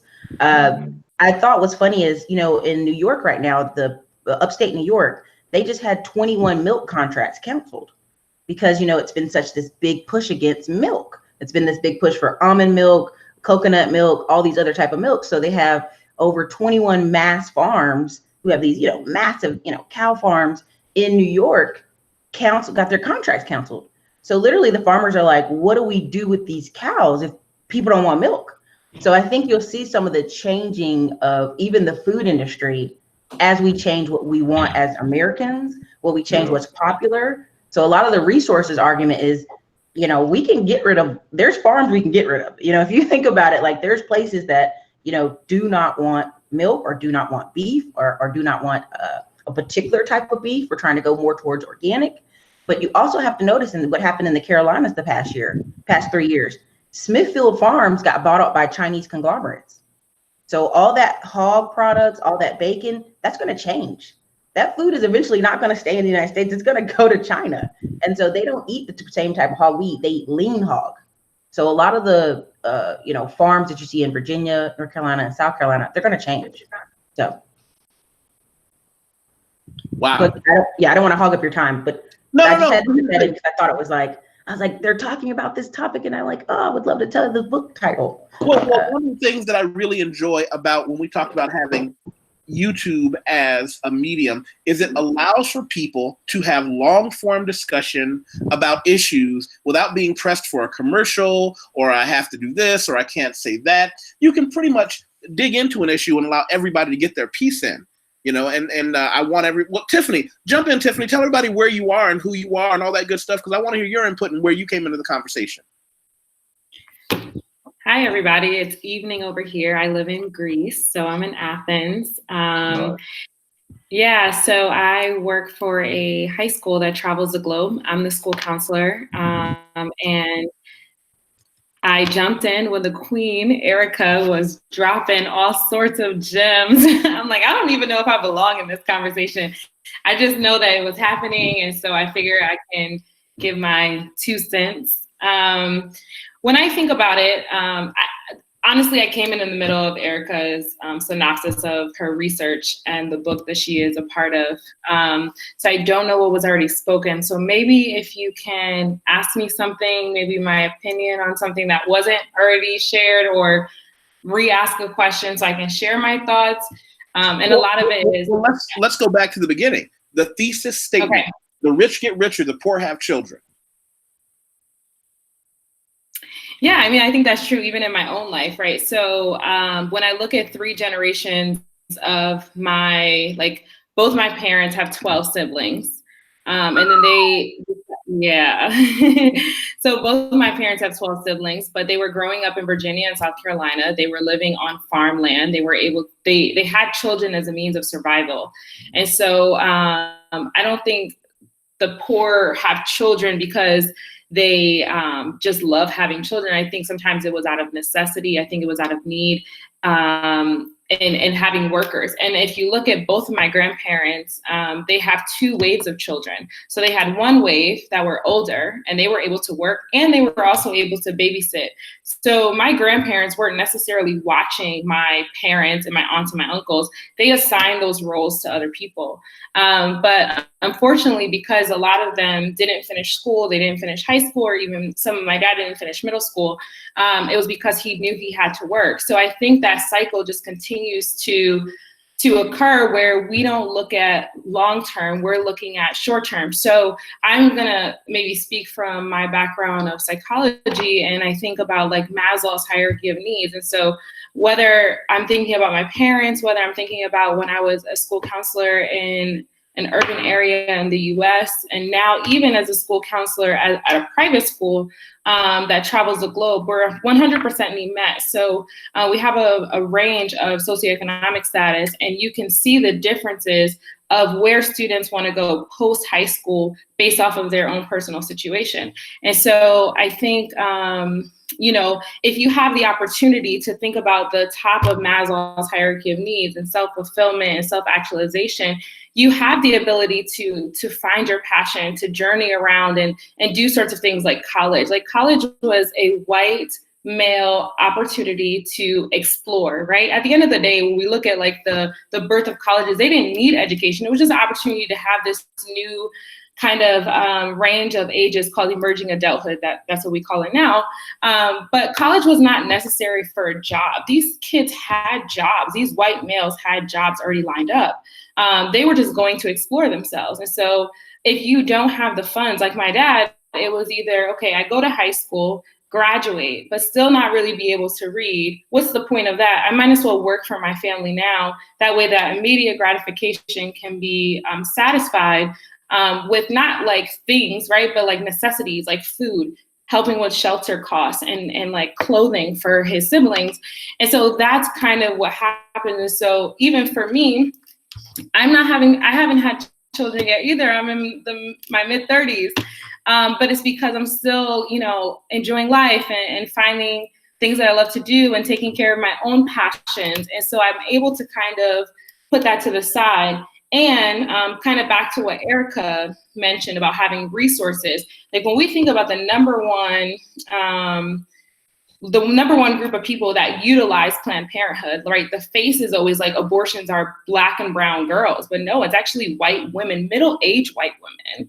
And so like for me, for example, when I think about, okay, I'm getting older, but I have the resources if I want to freeze eggs. I have options to be able to like determine when and how I want to live my life versus when you're poor, life just kind of happens to you. I don't think you have the ability to sit down and plan because you're just constantly just rolling with the punches. You're trying to get out of this rat race that never seems to end. And so before you look up and you're pregnant, you look up maybe because you don't have adequate health insurance, so you don't have the ability to have birth control. So now you have another child. And so I think there's just a whole bunch of things. I guess I'm just trying to like jump in and try to like give a little bit of my input on certain things, but surface level, that's kind of where I see things. I don't think it's that I don't consciously wake up and say I'm choosing to be more wealthy. I think I just have the ability to wake up and just allow myself to navigate my life the way I want it, versus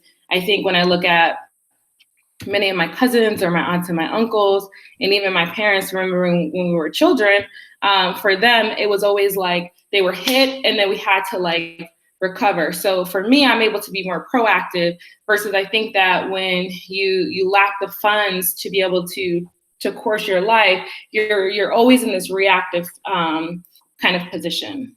You touched on something when you said you're a woman in her mid-30s.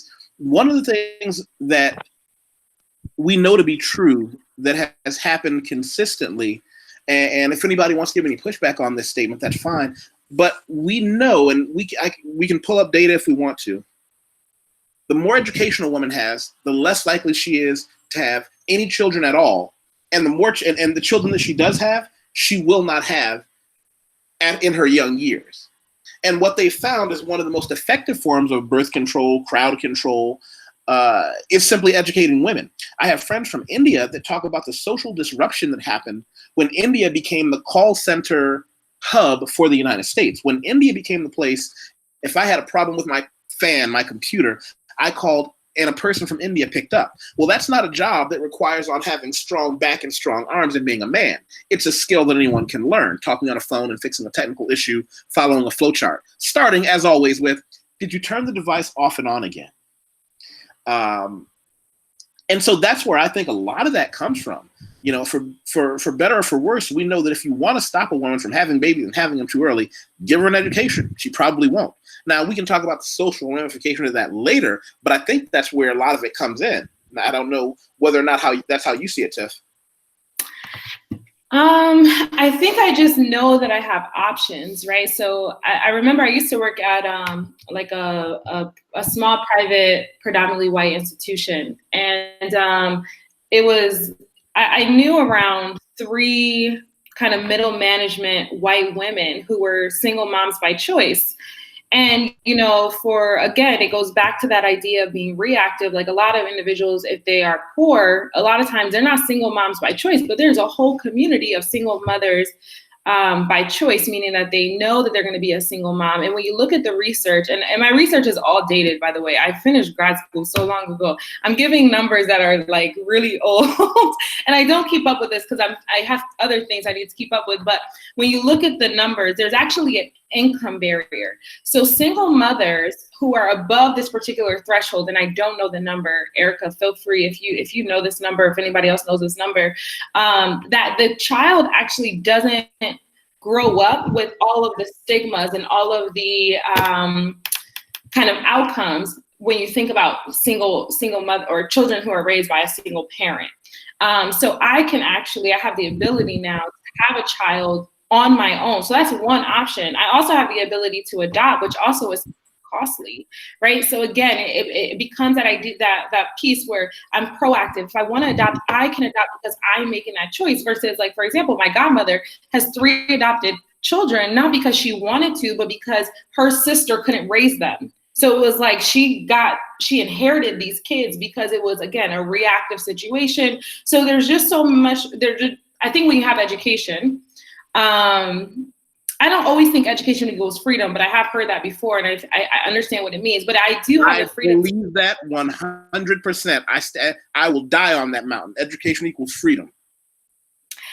That's another talk. So yes, I do agree with that. I think the type of education that people determine what equals freedom. I don't think it's equal, right? I don't think it always means a 4-year institution, despite the fact that I went to, and I don't think it believes graduate school. I think sometimes it means trade school. I think it sometimes means like other like apprenticeships, and understanding that you can do many things. Because I when I look in the U.S. and the student loan debt, I don't think people are free. Well, wait a minute, Tiffany. I never discounted learning a trade as education. I have, you know, we can I agree. We can talk about that later, but education equals freedom, whether or not that education may be a 4-year degree that you and I talk about, or it could simply be a learning how to become I have friends who are master electricians at 25 that make a metric ton of money. One of the most successful families I know, when the boys turn 18, 19 years old, they already know the decision they got to make. You can either go to college, join the military, or just leave your parents' house and figure some shit on your own. They all end up joining the same union at 19. By the time they're 39, they've got 20 years in a union, can retire full pension, and can start another career. And that family has a shit ton of wealth. But I want to be. I was saying it from a perspective from when I worked at a high school in the U.S. And again, this was my own framing in my own head. And so I was thinking through that lens, but I worked at a high school, and the motto was like education with freedom, but it meant higher education in the traditional 4-year sense. So again, you're right. I'm happy we were able to clarify that, but that didn't know. I do consider all educations to equal freedom, including education. Here's the other thing. Here's the other thing that I have found, because I know AJ wants to jump in, but I'm going to put this in between what you said and what AJ said. The people who consistently say education doesn't necessarily equal freedom they tend to be people who have the benefit of having an education in the first place. I don't have any cousins who didn't go to college saying, I'm glad I didn't go, I did something better. It's always people like us who have the benefit of a full stomach and an education saying, well, because we forget the advantages we have. And I'm going to tell the same story I've told many times. My freshman year of college, one of my professors said, raise your hand and stand up if you are a minority. He looked at one girl and said, why are you a minority? She said, well, because I'm a native Indian. My tribe is small. He said, sit down. Another kid, why are you a minority? He said, well, I'm an international student from a small country in Africa. You sit down. Why are you a minority? And basically he went through everyone's list and said, you're all wrong. Once you become educated, you become part of the smallest minority in the history of the world. But we never know that because most educated people only have educated friends. We all tend to stay in a small bubble.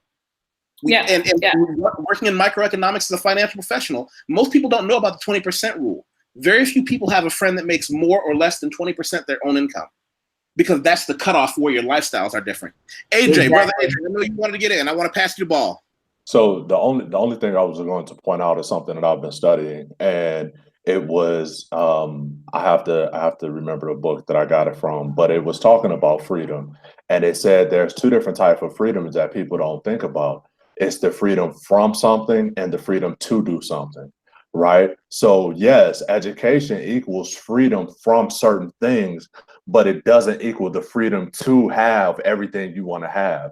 Those are different types of freedoms, right? So yeah, education allows you a level of freedom, but the freedom to live the life that you want is the freedom.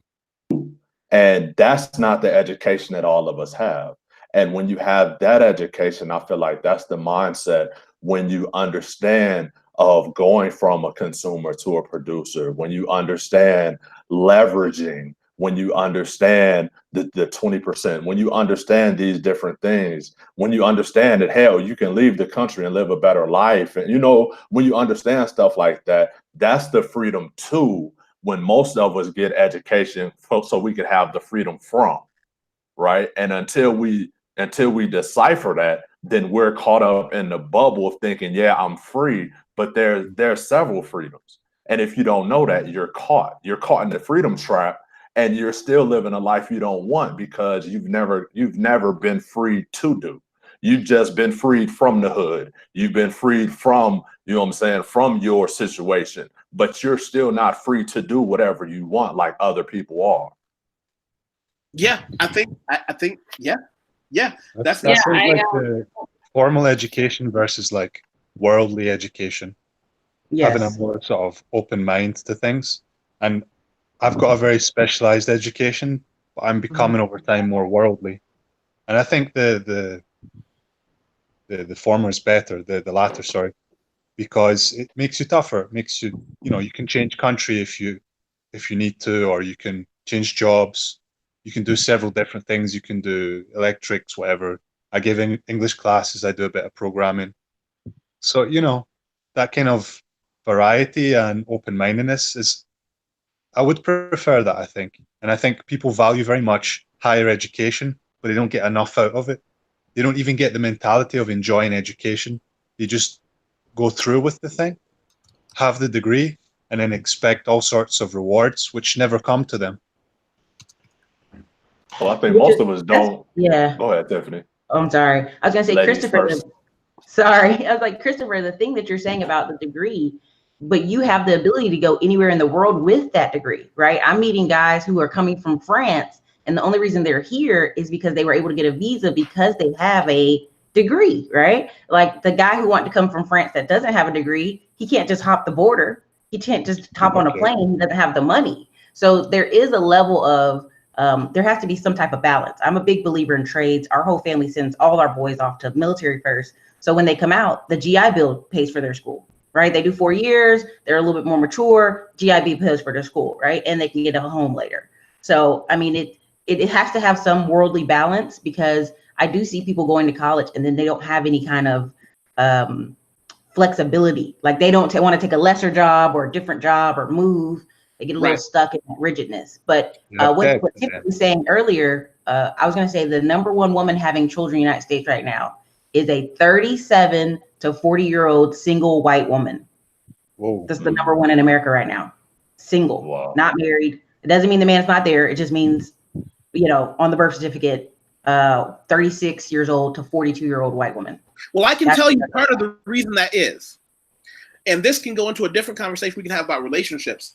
At a 37-year-old white woman, let's say she has a 10-year-old child, and this doesn't necessarily have to be a white woman. If she marries a man of means, has a child, divorces that man, then she gets child support and alimony. So now she has that income. She can have her own income. And if she has another boyfriend or lover that lives with her, so long as he doesn't marry her or officially take residence there, now there are 3 incomes. But most people don't know that's actually how the system works. As long as her boyfriend has technically a different address and only stays there sometime, she's got his income, her income, and the income of the man she divorced. So long as none of it goes on paper, she's got 3 incomes coming. Well, I have to check the data, but I think it's first-time babies, but I'll check the data. I want to be careful. I don't want to mislead, but I know it's right now it's 36 years old to 42, and they're like. And I agree with the number. Yeah, I'm telling you from a social aspect, because most of the conversations I have, and a lot of the people who come to me are men looking to kind of understand the way things are working right now, and they don't really understand a lot of the systems in place and how we as men have to navigate them. This is not a new phenomenon. I absolutely believe that your data is correct based on what's coming to me from the men in my circle, the young men that come to me, and from what I've read. It's just where that money is coming from is what most people don't really get to see.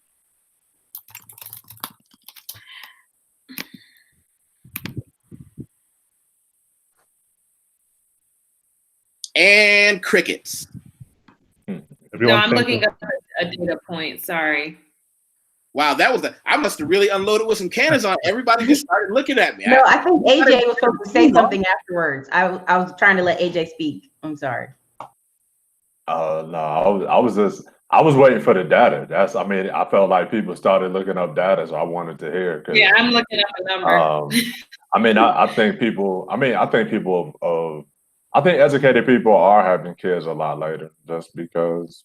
We live life now. We realize that we don't need, like, I couldn't live in South America and in good conscience if I had a child in the United States, right?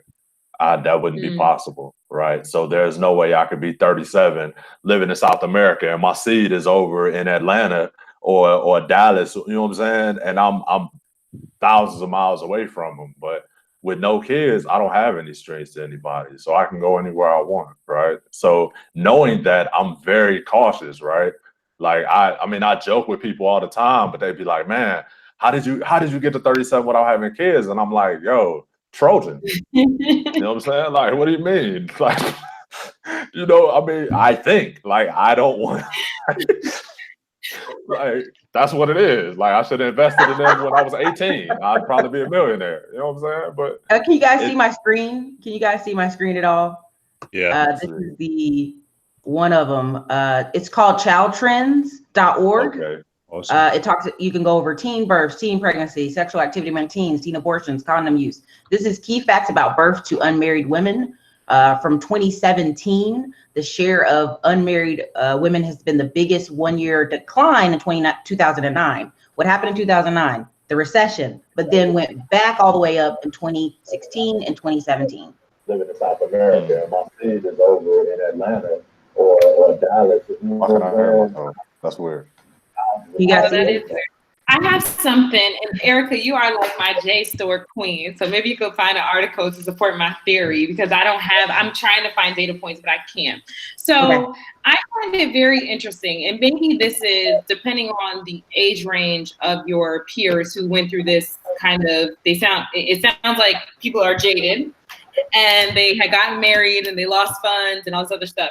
So I have an interesting theory. Hold on. Wait. You said a word that I have to push back on. You said people are jaded. People aren't jaded. A lot of men are jaded. Not people, okay. Men. Okay. So theory. If we know that women are earning more education and are more successful, the likelihood of them meeting someone that is their equal or making more than them might not be as likely as it was 20 years ago. So I'm trying to figure out the number of, like, the percentage of women actually receiving alimony. Because I actually know people who've gotten divorced and they just split ways. It was pretty equal. It was pretty like, 50-50, okay, you take this, I take that. I'm trying to figure out that theory where you're like, oh, this person has 3 incomes. I don't think that's as true as one might want. Hello. Wait. Who just said hello? That was Nathan. Nathan finally figured out how to plug his computer in. Well, I'll be. It's extremely old. It really is. I got it now. I'm good. There you go. Look at this.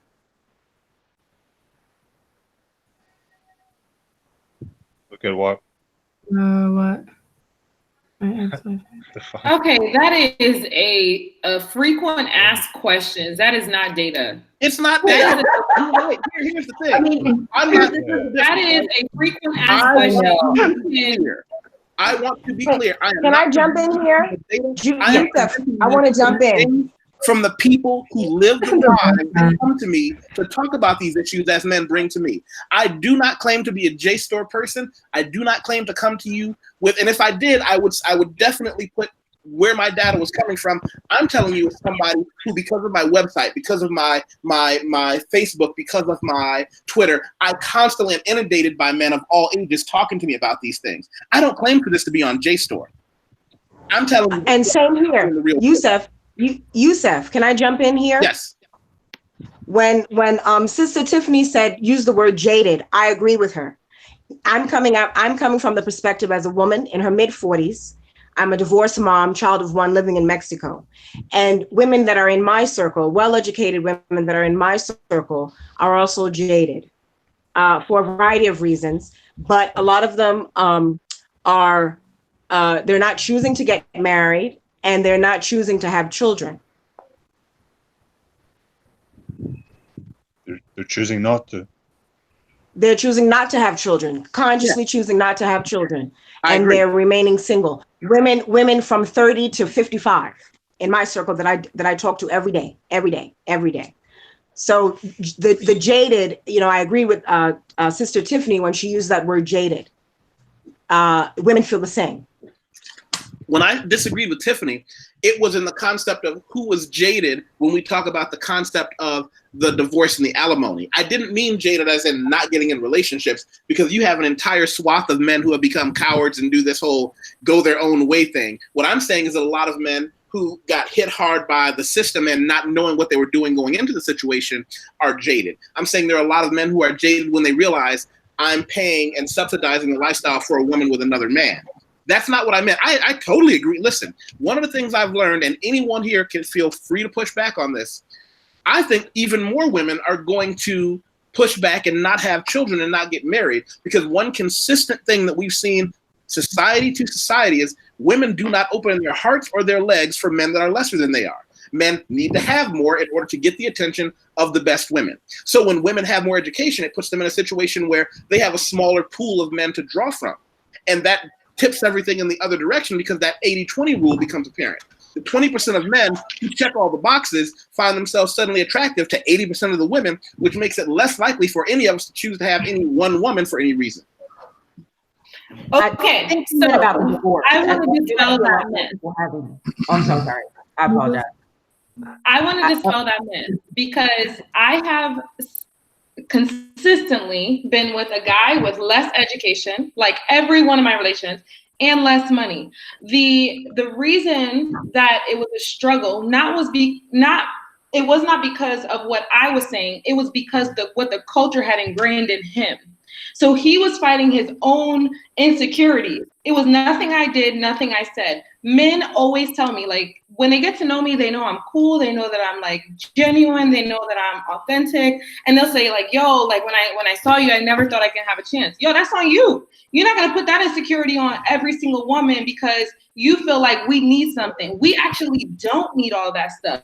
You guys were just ingrained to believe it. And so you have your own kind of, like you have this like transference of like what you believe we want, and then it creates insecurity. But I have so many friends that have husbands, boyfriends, partners who are making less and have gone to less college. And I'll be honest with you, the ones that usually make it out are my Black girlfriends that marry non-Black men. Okay. Those white men don't care. They be like, yo, I love you. This is how much I make. You make this. This is great, babe. But the Black men, I don't know what it is with this toxic masculinity. And I will say it's Black American men. I don't find it the same. Maybe in other parts of the world, yes. But overwhelmingly, I found that resistance. And I'm like, yo, like, let's go to therapy. Let's reframe our thinking, because I don't think less of you. So this is an insecurity that you have on your own, and I actually can't help you. And you're a great person, which is why we're together. I wouldn't lessen my standard, but my standard doesn't always include education and dollar. And so you're always going to like be unfulfilled, or you're always going to get these catches, and you're always going to end up in this situation where you feel like you're not good enough. But please, could we stop the narrative that it's because of the woman that like men are like doing whatever they are? Because I think it's very toxic. I think it makes Black women look unappealing. And to be honest, I don't know any Black woman that will take a guy who is respectful and kind and giving in whatever way, and say, I'm good on you because of like money and an educational status. I probably know like 1% of people, and to be honest, I don't even know them in real life. I'm in like a Facebook group with women who like date and stuff, and I just see it, but it's only like the 1%, and we laugh at it. But the majority of them are not looking for that. Here's the thing. I agree with 80% of what you're saying. And I believe that is to the detriment of society, not just Black American society, because when you put men into a position where they have to accomplish less, we will. I'm going to give you a key here. And this is where I definitely want to hear from Nathan. I want to hear from Christopher. I want to hear from AJ. We will do the minimum possible to get the women we want. If you tell us we don't have to work hard and earn and build in our communities and societies, we won't. And I want to hear from men on that. I don't agree with that. Okay, please, AJ. So, number one, so it depends on how you were raised, right? So it goes back to your programming. Right. As a man, the reason why I used to struggle with women that made more than me is because I was always taught to be a provider. You know, I seen my uncles provide. I seen them. You know, it was a big deal in my family to retire your wife. You know what I'm saying? Like that was like the man, like you made it as a man to retire your wife. That's hard to do when your woman makes more than you. So when you come into that, because all we've been taught is to provide, we don't know how to fulfill your other needs, right? And no one has ever taught us the different needs that women have outside of money. So if I don't know that, then it's a lot harder for me to come to you saying, hey, I may not have as much education as you, but I'm very intelligent. I'm a hard worker. I'm honest. I'm loyal. You know what I'm saying? I grind. I'm a hustler. We're not seeing that those things have value, right? So if you don't know what's valued in a woman, then you think it's just money and good sex, right? So I may have a good sex, but I ain't got the money, so I don't think I can appeal to you, right? Until you start getting around people and changing your environment to realize, wow, the woman that has the dude that has all the money still wants loyalty, still wants honesty, still wants good communication, still wants somebody she can grow with. Like, But how until do we learn detract that from and not add to what I said? I agree with everything you just said. A man has to be more well-rounded now more than ever. We can't simply be strong, silent type. That we have to learn how to listen to what she says and discern what does she mean. We have. But once again, I am not telling you that doesn't mean that those of us who have the option, when we are best motivated, we're motivated by trying to do something, by having that goal. If you said it with children, I'm saying it with women. I'm saying we are more motivated when we look at the woman and say, I want to do more for you. I'm not telling you there's anything wrong with women choosing not to stay child-free and husband-free, because everybody should get what they want. But what I am saying is that when you lower the standard of the requirement for us to get the women we want, we tend to drop to the lowest common denominator and not the highest. So, and I still disagree with that, because I think having the woman you want is like having a child. Like, if I get you, I believe I will become my best. And if you look at society, the men that have become their best have done it with a woman. You know what I'm saying? And that's just statistics. If you look at the billionaires, if you look at all the men that made it and then fell off, typically when they fall off is when they get divorced, right? When they made it is when they had something to work for, when they had that woman to push them. Didn't we just say the same thing? But you saying that our lowest common denominator. Like, no, I'm saying going to. Women no longer demand that the man that gets them is doing more and more for her that we won't. No, you don't. If I love you, I'm gonna bust my ass. Like, it doesn't matter. It doesn't matter what you demand, because all a woman, from what I see, all a woman demands is that you love her. You know what I'm saying? And that you be your best. And that's what I'm gonna do. I'm gonna bust my ass to be my best. I'm going to do whatever is required to keep her happy if I love her, right? So she's going to make me want to be better as a man. And that's what, like my brother's been married for 13 years. And he told me, he said, look, bro, marry a woman that makes you want to be your best, right? And I feel that's the thing. When you meet that woman, it doesn't matter what she demands, because if she makes me want to be my best, then I'm gonna go all out for her. That's my training now. You know what I'm saying? I didn't grow up like that, but now, since I've been through dating women that lawyers and all of that and feeling insecure, like changing my mindset, now I'm like, all right, cool, I can do that. But starting off, I was messed up coming up. I think. Chris? Yeah, I kind of agree with. So I kind of forgot the original question. It's a good conversation when we dig so hard and take so many left turns, we forget where we were. Yeah, no, a lot of interesting points. But I think my mentality is you need a partner in crime. I agree with what AJ said. You need someone who is kind of your backbone when you're doing hard work. And I don't know if that's necessary for women. I'm not an expert enough to know like how a professional woman will become a millionaire. Does she need someone behind her? But I think for a guy, it really helps to have someone pushing you, not irritating you with meaningless things, really pointing out obvious things that you don't do well. Like, even subtly, making you feel like you need to do better in certain areas. Like, is it your salary or is it your work ethic? But why do I feel like we're all saying the same thing? You just said that makes you want to do more and better. Would you rather that I disagreed with you? I think we're saying the same thing here. It's something about when you said if a woman requires you to be your lowest, then that's what men are going to give them. I think that's where we're miscommunicating. Okay. So I'm saying we're saying two sides of a coin. Not exactly. Like, I think you also push yourself. You have an idea of like what you want and what the other person expects. Even if they're not pushing you or like giving you a hard time, you can still better yourself. But from time to time, you do need a kick up the ass. Everyone does. And it's just the reality of being a human. We all sort of settle and get lazy with things.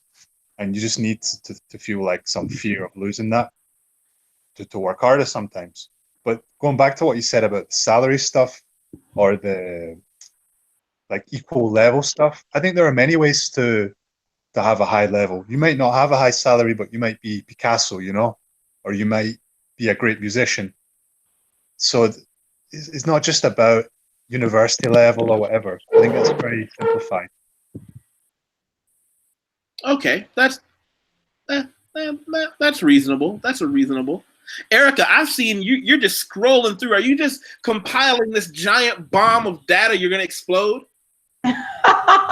I was originally looking for what my data points that we had originally talked about a while ago, but I was enjoying the conversation. I was going to tell you guys, I kind of have found it was the birth age gap between college educated and not college educated or whatever. But right. This one part was really interesting to me was counties with the oldest first time moms. But look at the counties. If you guys know anything about United States, you guys can see these. So San Francisco, Manhattan, New York, Pitkin County, Colorado. That's a very rich county. Falls Church City, Virginia, Marion County, California, Arlington County, Virginia, which is basically DC, Teton County, Norfolk County, Massachusetts, Alexandria City, Virginia, which is still just this DC, and another area of Massachusetts. But long story short, this gave a really good one, you guys. It got some really great graphs on it for married and unmarried women and college women with degrees and without, kind of it shows you the map of the United States. I think it's better. What is the data? What is it actually telling us? So essentially, if you have, once you go to college, you kind of put yourself on a different path. And as you see the green, it's still overlapping the same parts of the United States, but it's just on average, you're talking about 30 and up. When you're talking about without degree, the average is around 23. Now, I don't know if you guys know about divorces. The numbers essentially, everybody always hear 50%. Well, 50% is actually really inaccurate. If you even spend one day in college, the data shows that college educated is around 25%. If you get married, first time marriage between the age of 27 and 32, your rate of divorce is 9%. If you get married under 23, you have 50% divorce rates. Ooh. So really the number we're hearing is these people in the purple, right? No college degree, married at like 20. And you see the purple on the map. You can see parts of Texas. You can see different parts of the South. This is 2016. So, I mean, this is just a really good one. And it just talks about how it's changing America. So when, it's a gap that changes America. And this graph is amazing. But originally what we were talking about is women having children older, but it also just changes that city, that area. And it is money. It is money. If you look at some of these numbers on here, it's definitely money. Money has a lot to do with not just the career changes. If you read about, I think Tiffany had said something earlier, I'm trying to remember, but even at our church, some of the ladies who have had children by themselves, they're engineers. So it's almost like when you can't say she's dumb. You can't say she's stupid. Can't say this is an accident. She's very smart. She's making $100K a year. There's one lady, I think she makes $120K a year, and she just had a baby at 40, and no one's kind of shaming her. It's almost like, well, I'm glad you got that done. Glad you got your kid through, like it's a completely different conversation than you would give someone who's like 25 years old and be like, you shouldn't be doing that. You should think of your future. It's very different conversations that are being had. But well, here's a question I have, and I'm going to share this with everybody. There is a formula that's been bandied back and forth between professional academics, people selling books. But one of the things they said is that there is a study that says, and we can, for the record, you can fund any study to find any data that you want. Oh, for sure. About that, but they said that, and I'm going to share this with everybody. One of the things they said was there is a fundamental formula to success in life. And that formula, and I'll share the screen with you. This is what they said. if you finish high school, have a full-time job, have no children until you are already married and don't get divorced, basically, you'll be fine.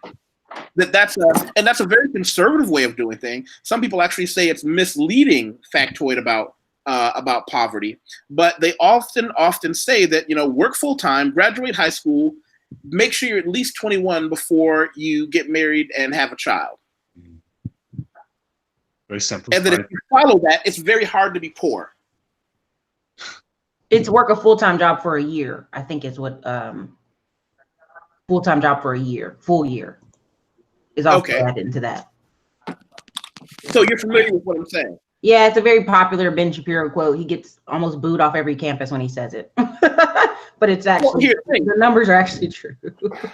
And that's what I'm saying is haven't we seen this? When we look at those of us who actually get to have an opinion from success, they work full-time. And it didn't say be rich. It just said work full-time, graduate high school. It didn't even say college, because when I was growing up, it wasn't an option. It was beaten into me. You will go to college. And be married when you have a child and be 21. Because one of the things that I talk to people about when I say, I got into a very difficult conversation with a woman who is very dear to me. And one of the things I said is that men who have a child with a woman that they didn't marry, and as an atheist, I don't even care if you just go downtown and get married, but men who have a child with a woman they didn't marry never wanted that kid, and they didn't want her. Because as men, we understand the bag we're putting a woman into by getting her pregnant. We understand what that means. The men we care about, the women we care about, we either make sure they don't get pregnant or we marry them. But you don't accidentally get a woman pregnant if you really cared about her. Oh, yeah. I mean, I've actually saw a black guy saying he married his first wife because he did not want to embarrass, I think she was pregnant with twins. And he said that he's like, he knows long-term, like, it's not even about child support. It was like the disrespect to her family. Like her father was a preacher or something. And he, he's a popular black guy. He plays, he's on some radio show, but he basically is a sports broadcaster. And he said that's why he married her. He did not want to embarrass her family. He's like, because long-term, he knows just financially or something, one, she was having twins, and two, it's a respect factor. AJ's face is of puzzlement and it cracks me up, but there is some truth to that. I don't think people know when they leave you with a kid, people kind of can do the math. Like your life ultimately is going to be very hard from here on out. All right. Yeah. So I the reason I don't know what I missed, so I don't want to jump in and I don't know the full story. But when you say Erica, can you give them the metrics again, because you know them better than I do? Say it again. Can you give him the breakdown of those three metrics that we talked about from Ben Shapiro, so he knows what you and I were agreeing on? Oh, so Ben Shapiro says this popular line that actually it's backed up by data, but people hate him for it. So long story short is you finish high school. It's 1. 2, don't have a kid unless you're married. And I'm going to give you the data points on that. 3 is have a full-time job for 1 year.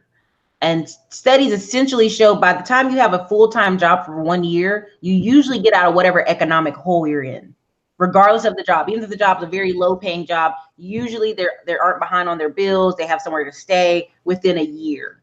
Now, on the data about the being married and not being poor, 22% of all white couples that are married that are in poverty, only 22% of them are poor.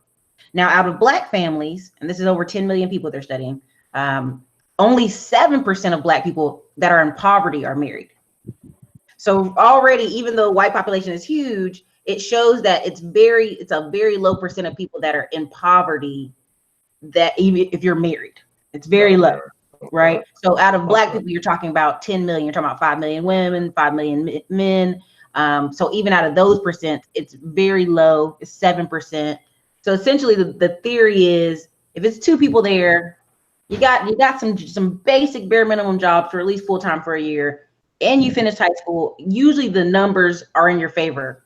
And the one program that works at in the United States that we hate, it's called We Pay for Daycare for College. It's a program that got really popular under Bill Clinton. So women who usually use this program never return to the welfare system. So it was essentially we paid for their daycare and childcare throughout college or through a community college degree. And it had the most successful rate in the whole United States in the 1990s under Bill Clinton. Well, of course, people were getting a trade. They were getting some type of deal. And these are the women that were in these programs are like the lowest returning of the whole program. And so it's I forgot the exact name. I'll have to Google it while we're talking. But essentially, you got free childcare and free daycare as long as you were enrolled in a community college program or college program. Okay. Wow. So I okay, so that's what I missed. The part that I was scrunching my face up on was when Yusuf said that men don't get women pregnant if they care about them. No. Hey, I will hold on, you back up. Let me give you the full one on that. And feel free to give me pushback, but men who care about the women they're having sex with make sure those women don't get pregnant without having a husband first. Now, they can do things like make sure the woman doesn't get pregnant by making sure he's paying for her birth control or using a condom all the time. But men who care about women don't get them pregnant without being married. And I say that, and I always give that caveat, as an atheist, marriage has nothing to do with religion, but we understand that as men, we know all too well the baggage that a single mom carries in any race or ethnicity, and we would never do that to a woman we cared about. And the smartest among us, even those of us who don't care about the woman, protect our own wealth by saying, I'm not going to get this girl pregnant. Okay. Well, I don't know where you're from, Yusuf. I'm from like where I'm from, and might be my environment playing ball in college. Like, I know cats that got chicks knocked up because they did care about it, because they didn't want it to go nowhere. Like that's like, no, I want to. You gonna be in my life. So yes, and if we not married, I'm going to knock you up because I want you to be in my life forever, especially if it's their first child. Because and this may be a cultural thing, but it's like, if I'm your first baby dad, you're always gonna love me. You know what I'm saying? So and like I said, it may just be culture. It just may be, I've actually heard that. That's quite scary, but I've actually heard it. Yeah, that's how it's presented to us. So it's like, yo, I don't have to. I care about you enough to give you my seed. So yeah, that sounds awful. It is. They need counseling, but I've actually heard that. Yeah, there's so many. Like, there's a lot of thoughts of women trapping men for having a kid, but there's so many men that do things as well that I think is underrated. I've seen a lot, but I actually disagree about the whole idea. If a guy cares about a woman, he would ensure that they're married before they have a child. I don't think people are thinking that deeply about it. I think it usually, like care might be, y'all go to get a Plan B pill together, right? Okay, I agree. Or like having a conversation about it. I think I feel like for most of us, we're in a position in our lives, like, yeah, a child would be an inconvenience, but if we want, again, we have the freedom to choose. If we wanted to keep it, we're like, okay, financially, it can probably work out. But I don't agree with that statement at all, because I've met some really great guys who have gotten women pregnant, and in no way, shape, or form did they lack respect or have like a lack of a vision of that woman's worth. And that's where we'll have to agree to disagree, because I think getting a woman pregnant, especially knowing the stigma that it carries, especially knowing the negative effects of single parent households on communities, I think getting a woman pregnant without marrying her first is a dirtbag move. And you can fight me on it, but that's where I stand. I mean, but what if the person doesn't want to get married? Like, right. Listen, if I end up pregnant today, I'm not just talking about the woman. I am saying and fight me if you want to, for no child is it a good idea to be born into a family without parents that are together. There has never been a single piece of data that I've ever seen, and please correct me if you want, that shows it's a good idea or it helps them more. We can consistently see from everyone who's ever worked in a prison, to everyone who's ever been a police officer, to everyone who's ever looked into their own families, the children who have the most problems don't have dads that were married to their mothers. And I don't have a data to back up on that, But I can tell you, I fully agree. I see the men who come to talk to me about where they need to be in life and can you help me with this? Oh yeah, I had a dad, but he and my mother were never together. So they never learned those dynamics. They never learned those things. I had a situation where I was talking to a young woman and she got really upset and we had to talk through it because I said, as a man who's is fortunate enough to have traveled the world and dated and been loved by many different women, men with choices often don't choose women who didn't have fathers at home because their behavior is different. But I think, I think that's true. However, I think that I love how she said true, but okay, so I think we're missing. I think it could have to do with what you talked about before, our circle of influence, right? So if your circle of influence is only around individuals who grew up in single parent households, you don't see the other side of it. So do you know how much money therapists, including myself, have made from dealing with adult children or adults who had parents who kept it together for the image? And those kids are just as messed up as the kids who grew up in with a one-parent household. Again, even if you look at it, we have to split hairs here because I didn't say keep it together. Hold on. I said be married when the child was born. Be married when the child was conceived. I never said people should stay together if they don't want to, but the dynamic of a family who had parents who were married before the child was conceived is fundamentally different. And back up for a second. Courtney, are you there? No. Let's let Courtney into the. Wait, I want to. We're playing double dutch, and I think Courtney might have wanted to jump in. Hold on, Courtney, are you? Go ahead, girl. Jump in. Y'all funny. I'm here, but I didn't want to jump in. I'm just listening. Where'd you jump in? Where'd you see? Girl, I'm ready to jump back in. So go ahead and tag me in. I'm just listening. That's it. Just listening. First group chat with you guys, so I'm just listening. Because it can get a little rowdy, you know. Okay, so I'm jumping in because she jumped out the double dutch circle, so I'm back. So what about all of the kids whose parents did a shotgun wedding? They were technically married, and this is like for religious reasons, for pride, for shame, for all sorts of dynamics, right? What about those families? We know that those families— You're intentionally misremembering what I said. I will say it again, and if anybody here tells me I'm misquoting myself, I want to correct myself. But if anybody remembers that I said when the child was conceived, I never said shotgun wedding. I said if people are a couple who are married when a child is conceived, that child's life is fundamentally different and better than someone whose parents were either forced to get married with a pistol on the side of his head, or even the ones who felt like they had to stay together. I didn't say that either. But the life of a child who was born into a situation where his parents had the foresight or were forced into the foresight of saying, if you're going to even consider having a child in the future, you two will be together. Their lives are fundamentally better. I don't mean shotgun marriages.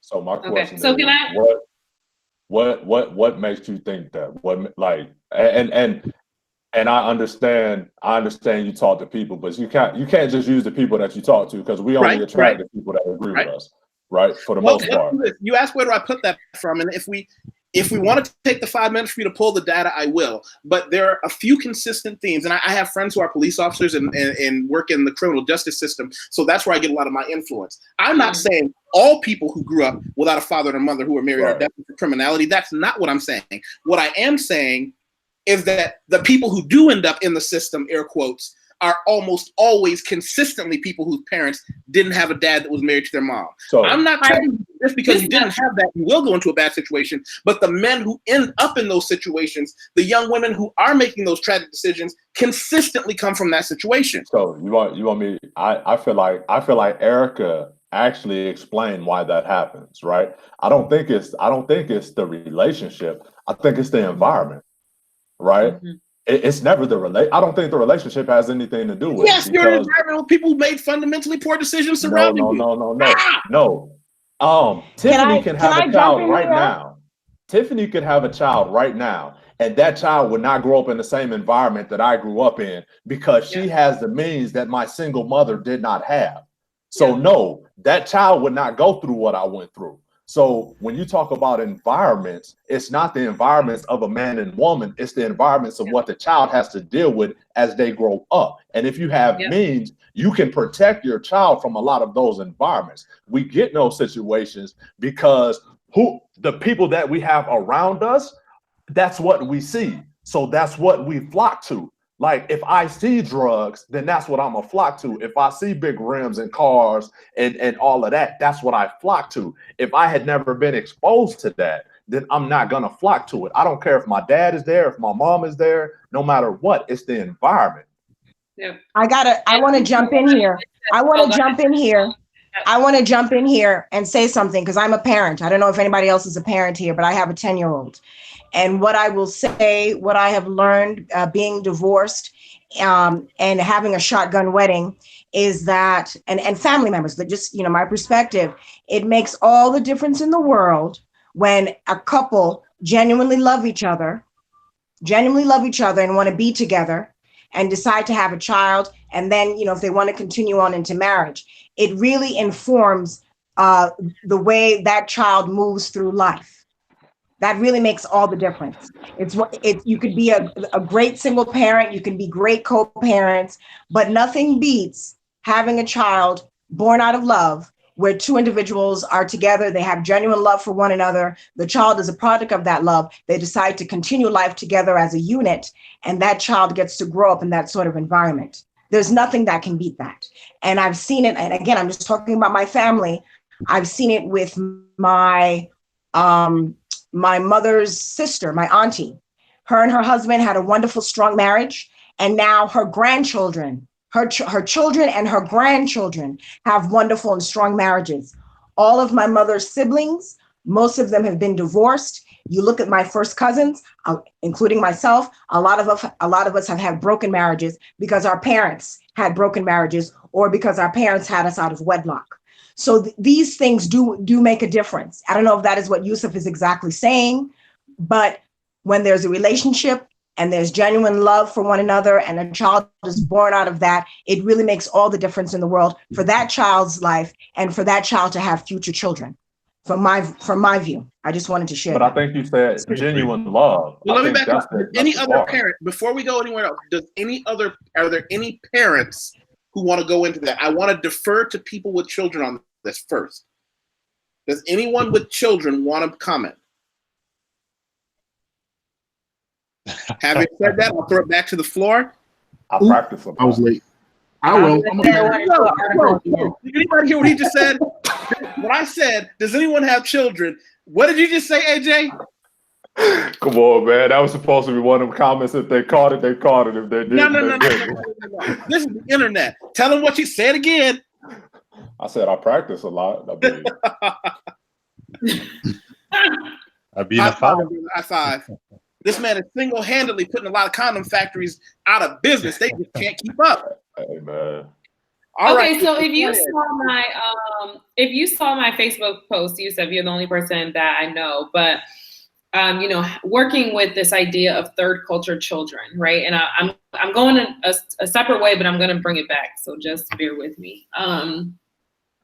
When we think about the idea of stability, of what a child needs to grow up in this loving, nurturing environment, and it is changing, right? And the landscape of what that looks like changes. And so historically, yes, right? Like you needed two parents in a loving household so that way people could reciprocate that model, right? Because more is caught than taught, right? You can teach a kid how to, have a marriage in books, but like they're going to catch those things through modeling, right? That's why modeling is one of the most powerful ways of learning.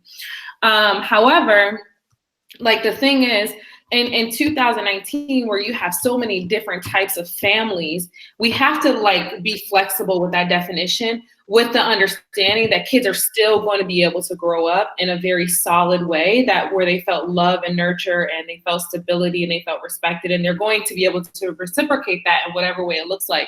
So what we're missing is in the conversation, when we have this very conservative kind of old school thought, is we're missing the fact that there are same-sex marriages, right? We're also missing the fact that, the single moms by choice, we're missing the fact that there are blended families. And I think that we need to get away from who needs to be in the household and what needs to go on in the household for that, like for that child to be a healthy citizen of life later. And so one thing that you mentioned before that I was going to share is, you know, and you feel free to correct me because I was wrong the last time, so maybe I misheard you again. But you said that when two people are married, when they're conceived, you're almost implying that it was a choice that they made to have this kid. But again, if you go back to Planned Parenthood, the number one group of people that are having abortions are married, middle-aged white women. So we're also missing that component. We're also thinking that just because people have a marriage also doesn't mean that they're ready or that they want this kid at this particular time either. So I don't know if you can maybe clarify that point when you keep saying like at conception if they're married, like what does that have to do with anything with the child long term? Okay, well let me back up for a second. I think that, and you can tell me if it's intentional or not. I always wait. Before you start, I want, if anybody can, there's an article. I need you to look it up, to share it because my screen's acting up. A disadvantaged start hurts boys more than girls. It's actually, I love discussions, but I have to do them in numbers and logic space. I don't do discussions off of feelings or theories. I always do them off, you know, because what ends up happening is, well, I think, and I Are rather. we talking about New York Times? Yes, New York Times. Okay, so let me kill two birds with one stone then. Yeah. While I'm talking, I'm going to go ahead and put this on the screen for anybody who wants to look it up as well. I have a saying, simple. What's the simple answer is usually the right answer. And in America, we hate that because we're like, it's got to be more. But it actually is the simple answer, kind of what we're all saying. But what you're saying, a disadvantaged start hurts boys more than girls. But just share the article. Share the article if you can. Yeah. Okay, let's do this. I'm going to say obfuscation, to make something obscure, unclear, or unintelligible. Tiffany, you just brought up things that, in my opinion, do not matter at all. When you talk about, are we going to discuss children who come out of situations where, hold on a second. When you say, well, what about children of gay homes or multiple parent homes? I'm not talking about them. That's a different discussion. When you talk about women who are married but choose not to have children, I'm not talking about them. That's not part of the discussion. What I am saying is for the children that are born, those that are born into a situation where their parents had already made, and by parents, I'm going to go even deeper into this bag, when the father made the decision to say, I want this woman to be on my team with me in front of everybody in the world, those children come out better. They have you're still cornering it to a male and a female. I'm not talking what about if it's not that narrative? And you're saying I'm only here. I am selfishly going to discuss the things that affect me and the people in my circle. If you want to talk about gay marriage and children having multiple parents, I'm up to that discussion. I'm not here to discuss that now. I'm not going to take focus, laser-like focus. Huh? So do like this. Do like this. Who do I? Oh, Dave back in the game. Okay, Dave back in the game. So you don't have anybody in your circle that's in the same-sex marriage trying to have kids. You don't have anybody in your circle that wants to be a single mom or is thinking about being a single mom by choice. Because when I saw the topic, it basically said, like, you're talking about family dynamics, but you're very like black and white with it. But just because it doesn't impact your circle, you have a family dynamics in a very narrow, specific beam. If you would like to have a talk about other family dynamics, I'm up for it. You know, I'll talk about everything. But for the purposes of the things that I'm bringing to the table, I am saying, if you are a child born into a situation with mom and dad who were married before they conceived you, your life is better. That's the hill I'm going to die on. I'm playing games with you right now.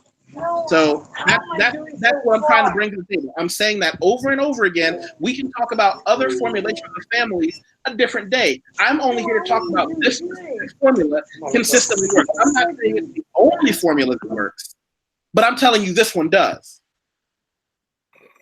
It's no different, and maybe Erica can laugh at this one. When I was investing for people, I tell people all the time, I am not a cowboy. I am not out there trying to make wild gains. I make slow, consistent gains in areas that have been proven to work. You might find somebody that can make you more faster or more over a long period of time. But when I put you in this portfolio, it's going to work slowly over a period of time, consistently, as with the data that came before our time. I'm telling you that that's where I stand. Yeah, I agree with you. Thank you. Do you disagree with my thesis statement that yes, children born in a relationship where the mother and father were married when they conceived that child have a better life? Let's just, Tiffany, you and I, can we get on that one point? Not in every case, though. There are outliers as well. Wait. Team. I want to hear that from Tiffany. I think it's a very narrow point, especially in the times that we live in, and the fact that you are open. Do you disagree with my statement? I'm going to share how I feel. You asked me if we can get on the same page. This is why I love you. Go ahead. It doesn't mean I'm going to conform to what you want me to answer. I'm going to share how I feel. I feel it's limited. I feel if you want us to share these links on our Facebook page and you want this audience to be very broad, you have to understand the dynamics that's going on in the world. And it sounds like to me that I understand agendas, right? And I get that. But when you started this conversation, we were talking about families. We went off on a tangent on single moms by choice. We were able to do that. We had the freedom. But now that I'm saying, okay, the mom and dad thing is a little bit limited, could we just broaden it a little bit? You're saying no. Because this is your forum, I will respect that and I will be within the confines that you want. But for me, I think it's a little bit limiting. Okay. So help me if I didn't pick this up. Anybody else on the team? You intentionally did not answer the question.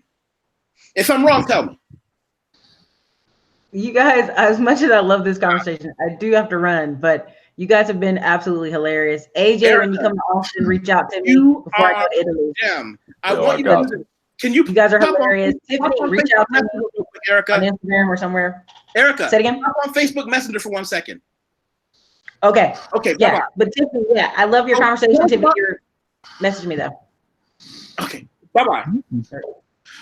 It seems like this happens a lot. I think the best way to move forward is just to incrementally be intellectually honest with each specific point, and we keep getting derailed by that.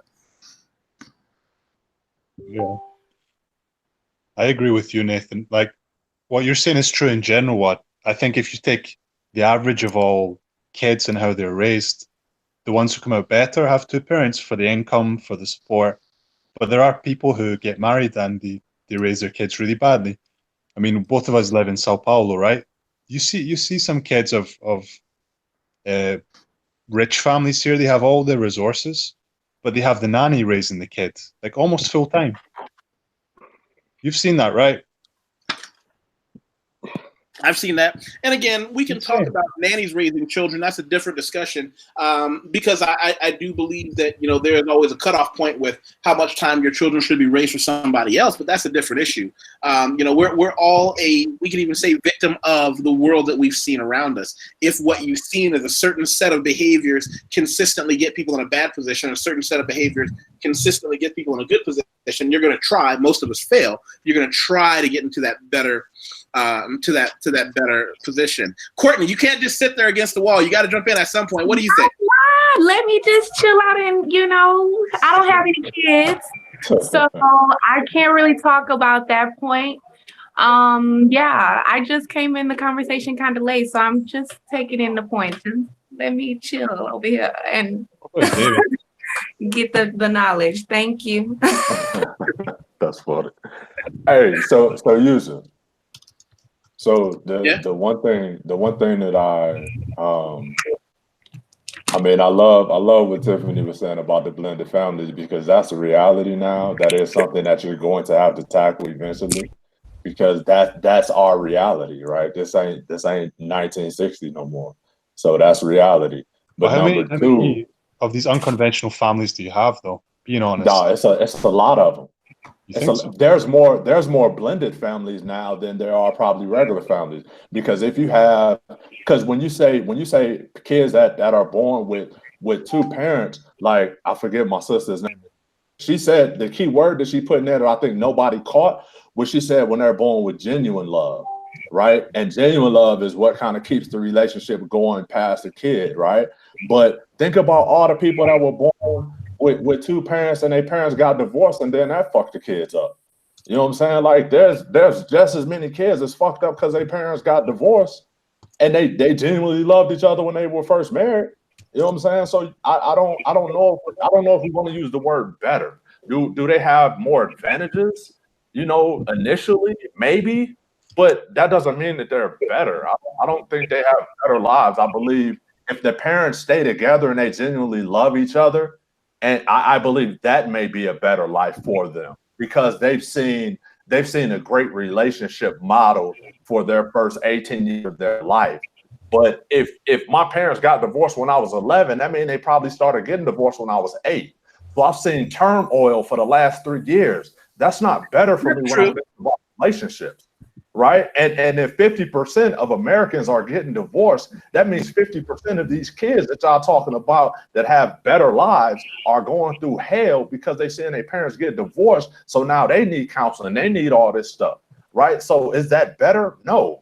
Now, if we're gonna talk about relationships that are loving relationships from the conception of the child until the child leaves the home at 18 or 19 or whatever, that's a different story. Isn't the alternative to putting ourselves in that awful situation is to say, I'm going to make sure we don't get pregnant and avoid all that nonsense? And that's the issue of where are more people coming from?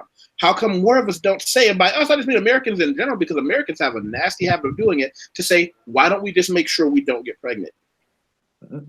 I don't feel that's the answer. That's like me saying, I don't want to gain weight, so why don't I just not eat? I agree. That's exactly how you don't gain weight. No, then you die. Then you die. You just don't eat the candy, you don't eat the cake, and you do what we talked about earlier. You go lifting weight. And then you die because you have to eat something.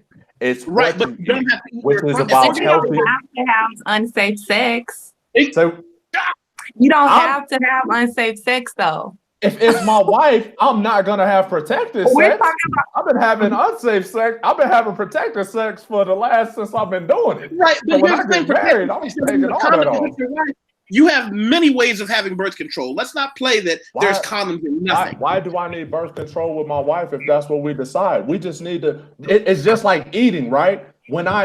So because I'm going through a transformation with my body, it's not that I stop eating, it's that I start eating healthy. So maybe it's not that we don't have kids. We just need to have healthy relationships. But AJ, you just answered the question and acquiesced to what I said. You just used the key phrase. You said, if that's what we decide.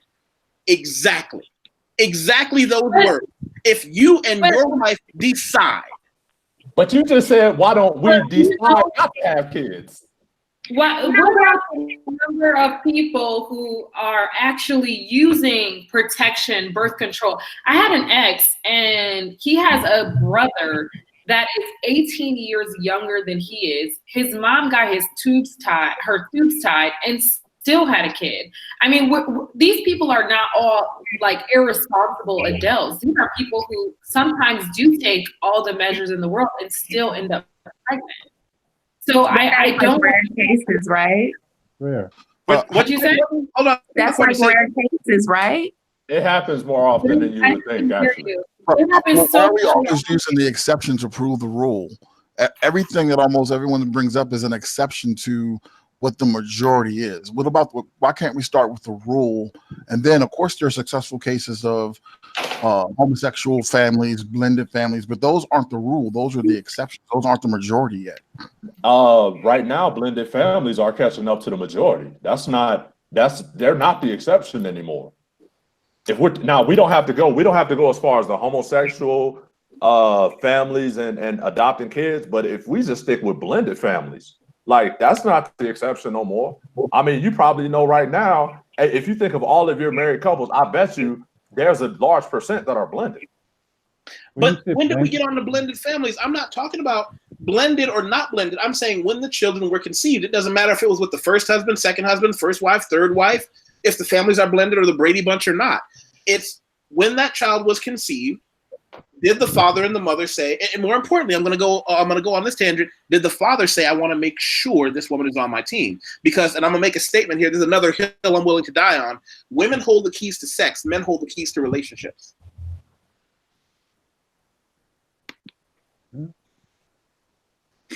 I think, can you guys agree in a lot of instances, people are having kids just to hold on to women in a sense without having an actual commitment with them?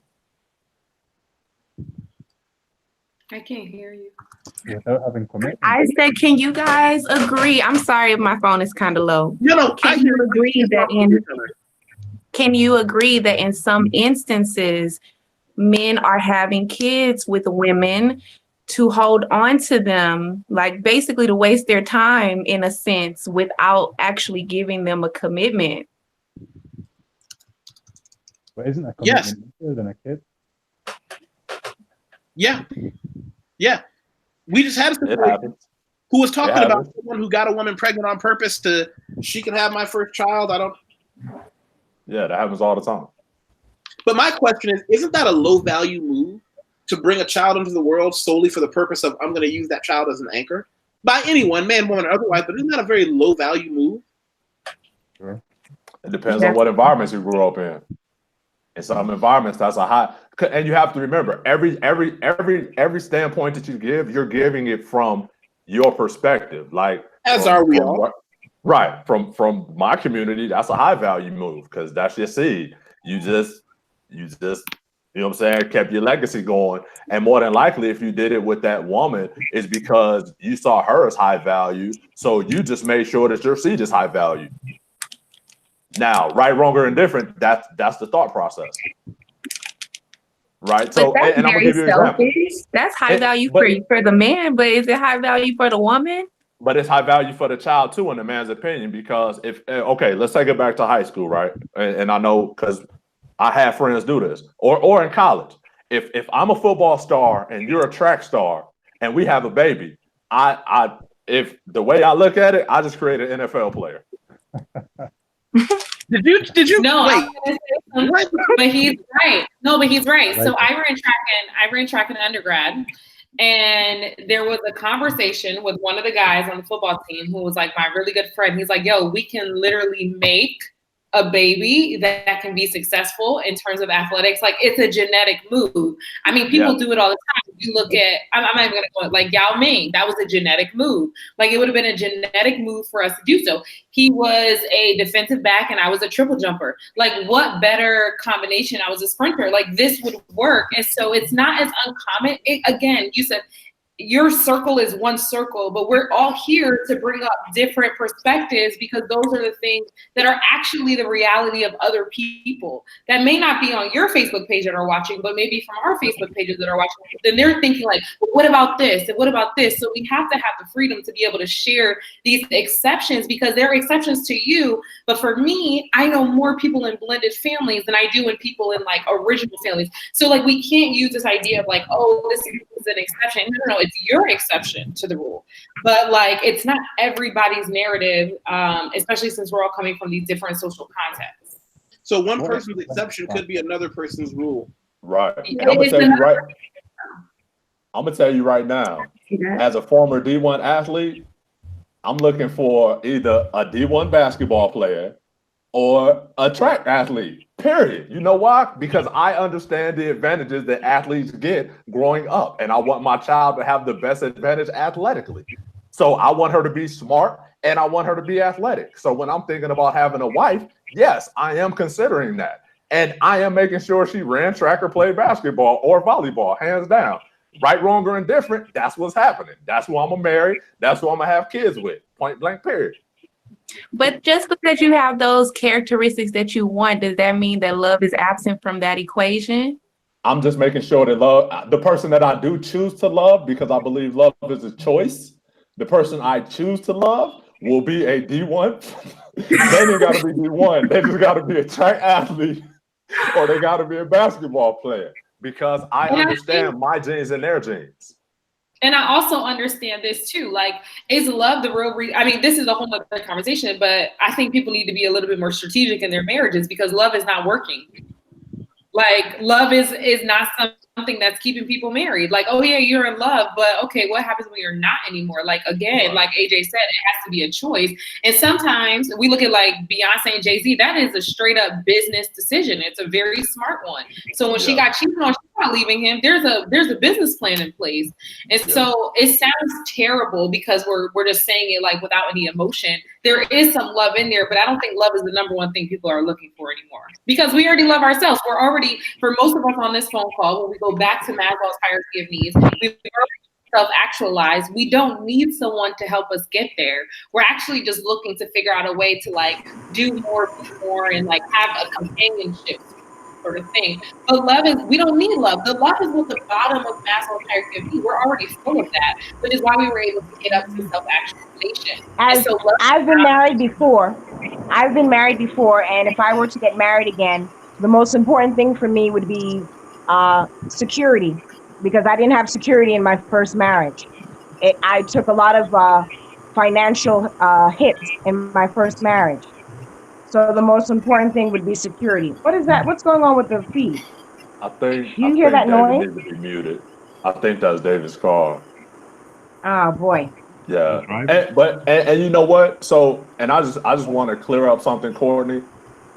One of the reasons why I say a D1 athlete is not only for the athletics, but as an athlete, it's certain disciplines that you gain, right? You understand being coachable. There's an actual study that shows the number one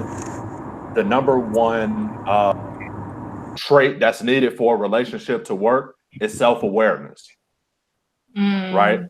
That's the number one characteristic that you need for a relationship to work is self-awareness.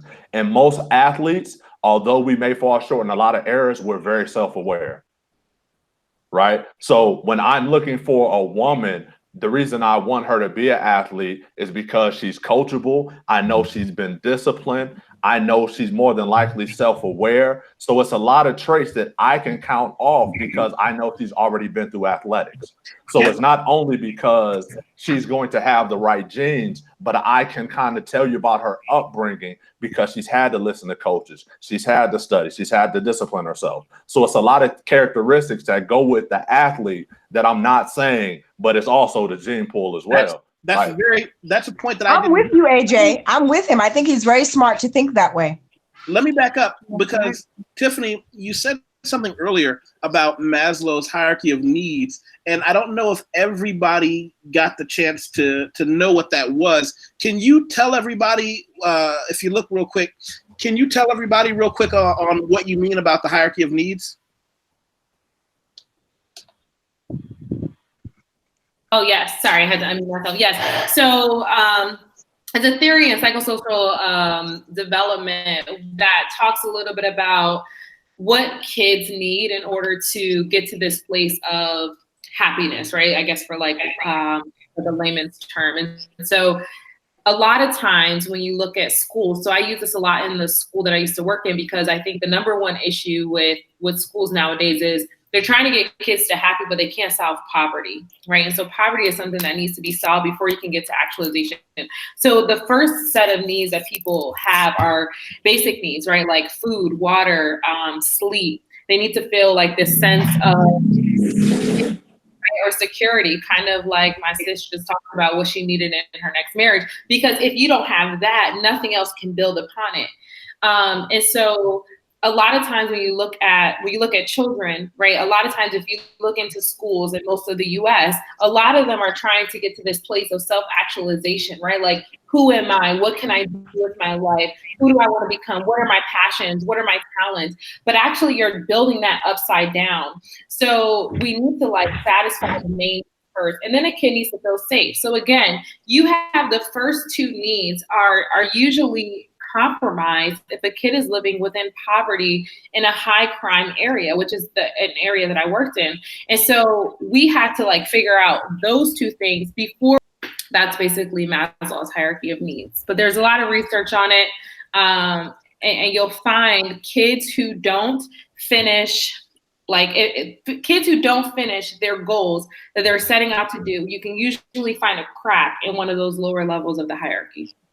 So kids who you know, like we only have around 62% of students finishing college in 6 years in the U.S. If you look at Black male boy, or if you look at Black males, it's only 9% of Black males are actually finishing college in 6 years, and part of that is because there was a breach, there was a gap, and so a lot of the work that I did, because I worked in the same city that I grew up in this high school, and so a lot of the work that we were doing is making sure those basic needs are met, and so we were telling schools to just slow down, like let's not get them up here, because that is why I say education doesn't always equal freedom, because if education is not designed with the student in mind, with thinking about these theories of development, it can actually be very detrimental to the student. And so it provides a lot of sense of false hope. But yeah, I can go on and on about Maslow's, but that's kind of. Can I ask you a question, Tiffany? Yeah, of course. You said you worked at an international school, right? Right now I do, yes. So do you find in the modern age that parents are supporting the teachers more or less, like to help you do your job, tackling these needs of the kid? Do they help you, or are they sort of neglecting their part? Well, I think it's different across the globe. I would say the most skeptical group of parents that you'll have, especially working, my experience in the US was only working with students who were low income, like free and reduced lunch, first in their family to go to college, Black and brown students. And usually parents were more skeptical of the education system because they actually went through that education system, and that education system promised them a life that they are not experiencing right now. And so you have those issues as well. And so you have that's one. International, my school is very unique. So I have students from 24 different countries. There's only 30 students, and every 3 months we live in a new country. So I actually don't interact a lot with parents because these kids fly in. We're 100% need met. So most of our kids are very low income, but they have the ability. We totally unschool them. So it's a project-based learning school where we do place-based and project-based learning based off of the country that we're in. So right now we're in Greece. And so like they're learning Greek, they're writing a myth. We're going to do an Odyssey, which is like a week-long journey through the book, through Greece. And so it's very, very different model of education. And I'm doing this because I want to go back and figure out a way to do more project-based learning, because most of my research is on Black boys and the fact that Black boys need kinesthetic models in schools, but the school system is actually more designed for submissive people, which is usually women are a little bit more obedient. We don't challenge things. And so that's kind of why I'm going this route right now.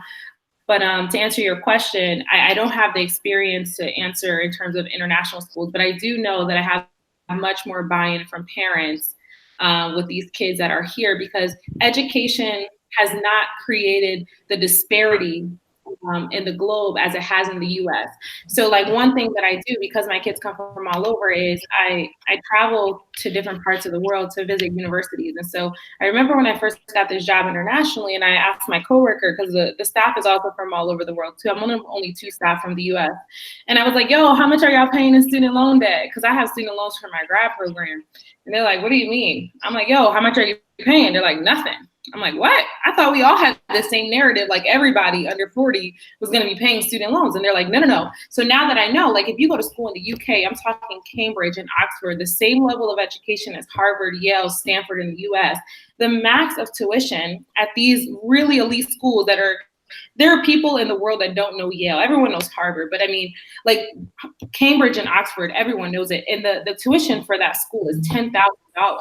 And it's been that way for years. Yeah. And this is the best schools in the world. You have Yale, Harvard, Stanford, which is $80,000. So education is not it doesn't bring the skepticism in the world, in my opinion, as it does in the US, because the US, there's a disparity because now you're bringing in wealth, right? But in the world, like for example, you can go, if you have a degree from an EU school, you can go to school in Denmark, Finland, Sweden, Scotland, in so many different places for less than 2,000 euros.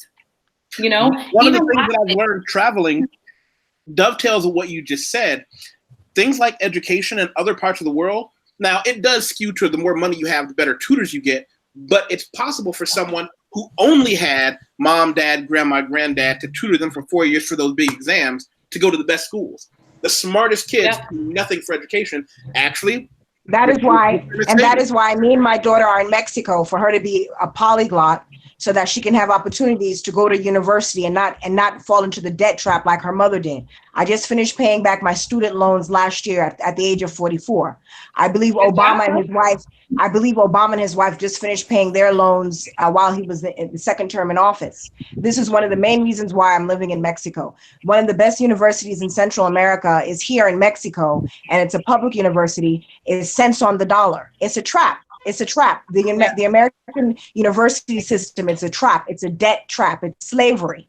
That's a big reason why I don't live in the United States with my daughter.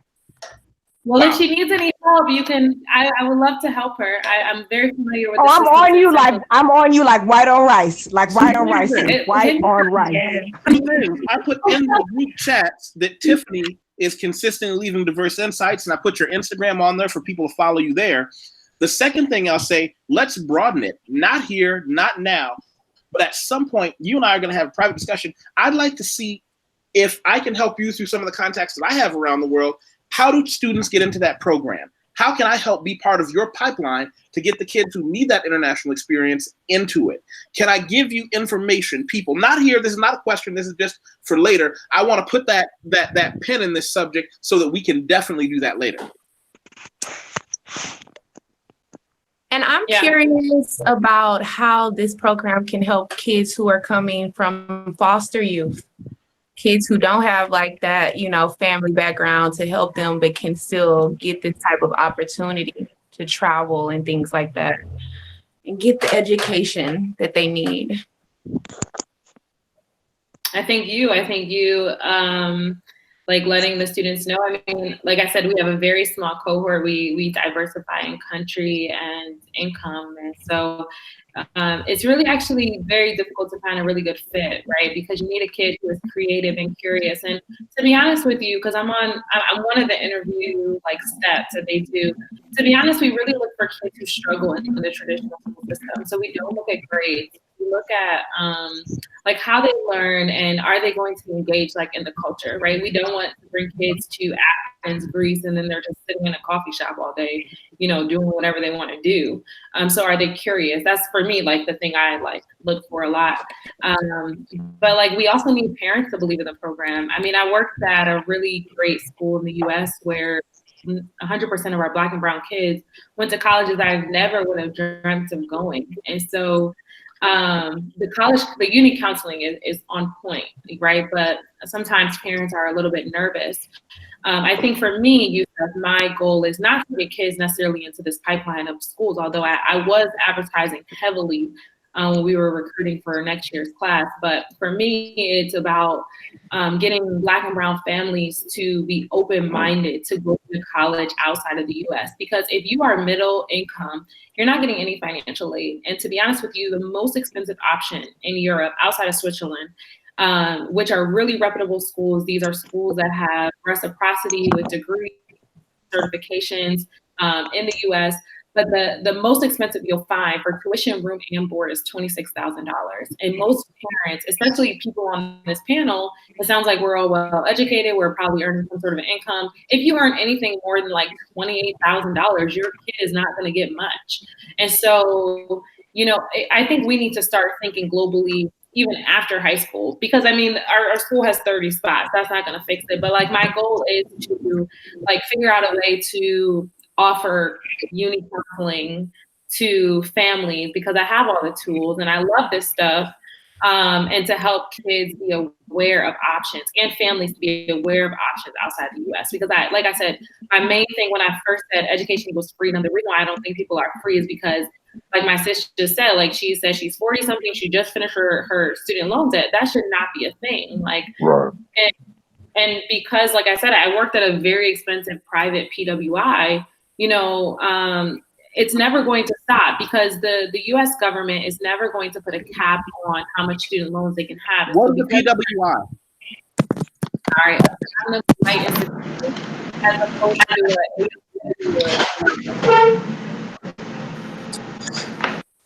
It's breaking up a little bit. I had to turn you down for a minute, AJ. Yeah, that's cool. Yeah, so PWI is a predominantly white institution, and there's HBCUs, which is historically Black college and university, and then there's HSIs, which are a very small population, but they're Hispanic serving institutions. And so we know that the best fit, I mean, I went to Howard for grad school, so I do believe in HBCUs, and I went to the University of Connecticut for undergrad. So I have both experiences, but we know that when it comes to maturation or really feeding the souls of Black and brown kids, probably should be at an HBCU. But unfortunately, HBCUs are underfunded. They don't have a lot of financial aid. And so it's not really good for kids who are even 100% need, right? Or whose families can't afford it because they're going to just be stuck with loans. And that is not a good decision. So look out for that. I mean, I always say I'm going to do stuff, but the goal is in like 2 years to have some sort of like university counseling, concierge service, like nonprofit, and working with families who are interested, and go through like having a good list, understanding financial options, filling out financial aid forms, doing essay, giving students like information on like what they're looking for, how to apply to these different systems, early planning, like for like a 10th through 12th grade program. So that's the goal, but you know, life happens. So, but that's the goal. Tiffany, I think I had heard about your school maybe a couple of months ago. Let me ask you something. This is a silly question, but if I remember correctly, on the website, there was like a red banner and there was a black girl on the banner. She had long braids. Is that your organization? You don't have to say the name, but does that sound familiar? I can say the name. I love my school. Yeah, it's called St. Global School. I have no idea what the banner is. But the cool thing is, and I can show you this here, but I think it's something that we really believe in on this call that I've heard a lot. But this is like our quote. It's our tagline is, "Don't teach me what to think, teach me how to think." And so our goal is to really create like these global change makers who aren't just regurgitating information, but are actually being able to solve real world problems. And they do that in each country that we go to.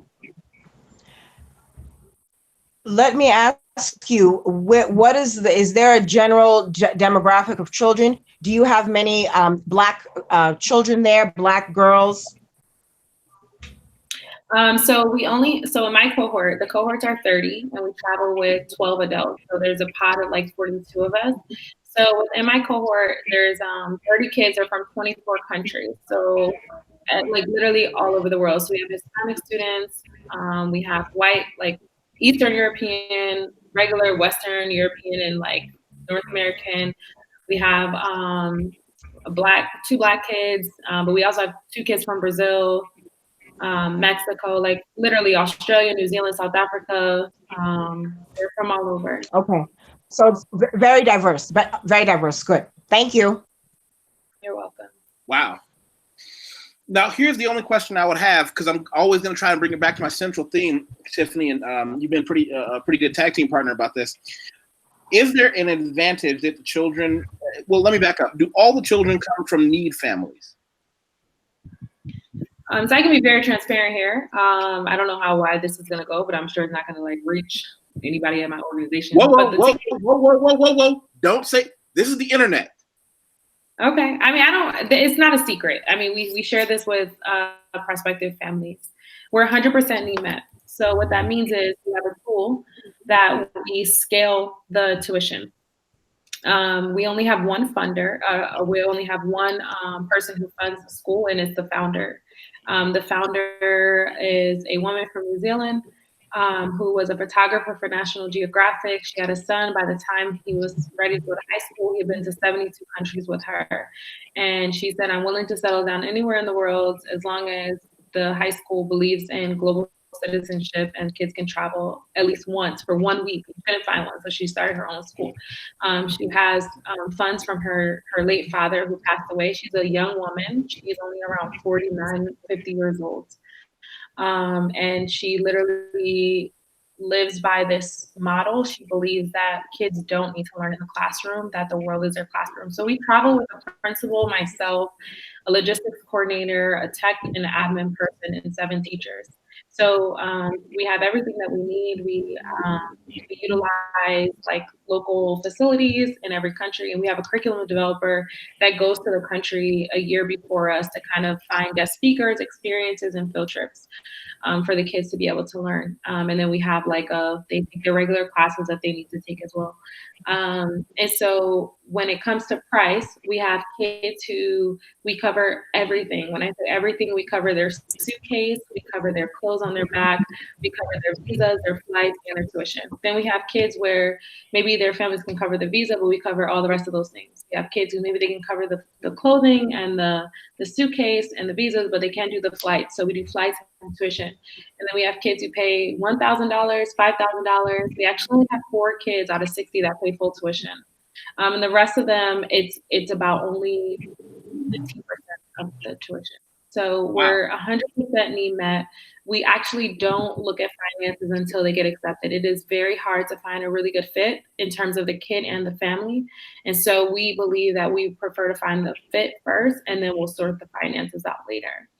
But yeah, this woman is like amazing, and this was like something she really believes in, and now it's like 10 years in. We're an Apple certified school, so like all the kids have like a MacBook, iPad, an iPhone. They everything is covered when they're in country. Their food, their housing, their stipends for like coffee, or if they want to learn something cool. Like even me as a staff, every year I get to learn something I want to learn. So this year I took Spanish lessons when we were in Costa Rica. I took them like every day, but that's like, we're like, follow your passion. And so they have funds to do that. So some kids are learning virtual reality. So they just went to Germany for that. But she's 100% invested in the school. She wants to keep it small. But the cool thing is we are looking into, and we already started doing it. We want to do it on a larger scale. We're bringing in teachers from other places because Joanne McPike is a founder. Her philosophy is we don't want these kids to have this transformative experiences and you only have 20 graduates every year who are able to change the world. Like, no, we don't want our kids to be special. We want our kids to be the norm.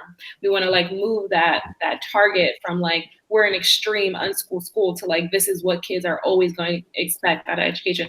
So now we have this thing where we're bringing in principals or teachers for like a term. We'll pay for them. They can live with us, not with us, but like they'll have a fund for an apartment. They can learn what we do so that way they can go back and then they'll be mentored. And in reverse, like for example, let's say a college counselor in Ecuador wants to figure out a way to like help their students apply all over the world. Maybe I will actually flip it. I will go and work with that school in Ecuador for a year and teach them what I do. So, I mean, we're looking to like expand it. But I'm really like thankful to like be a part of the program because hold on.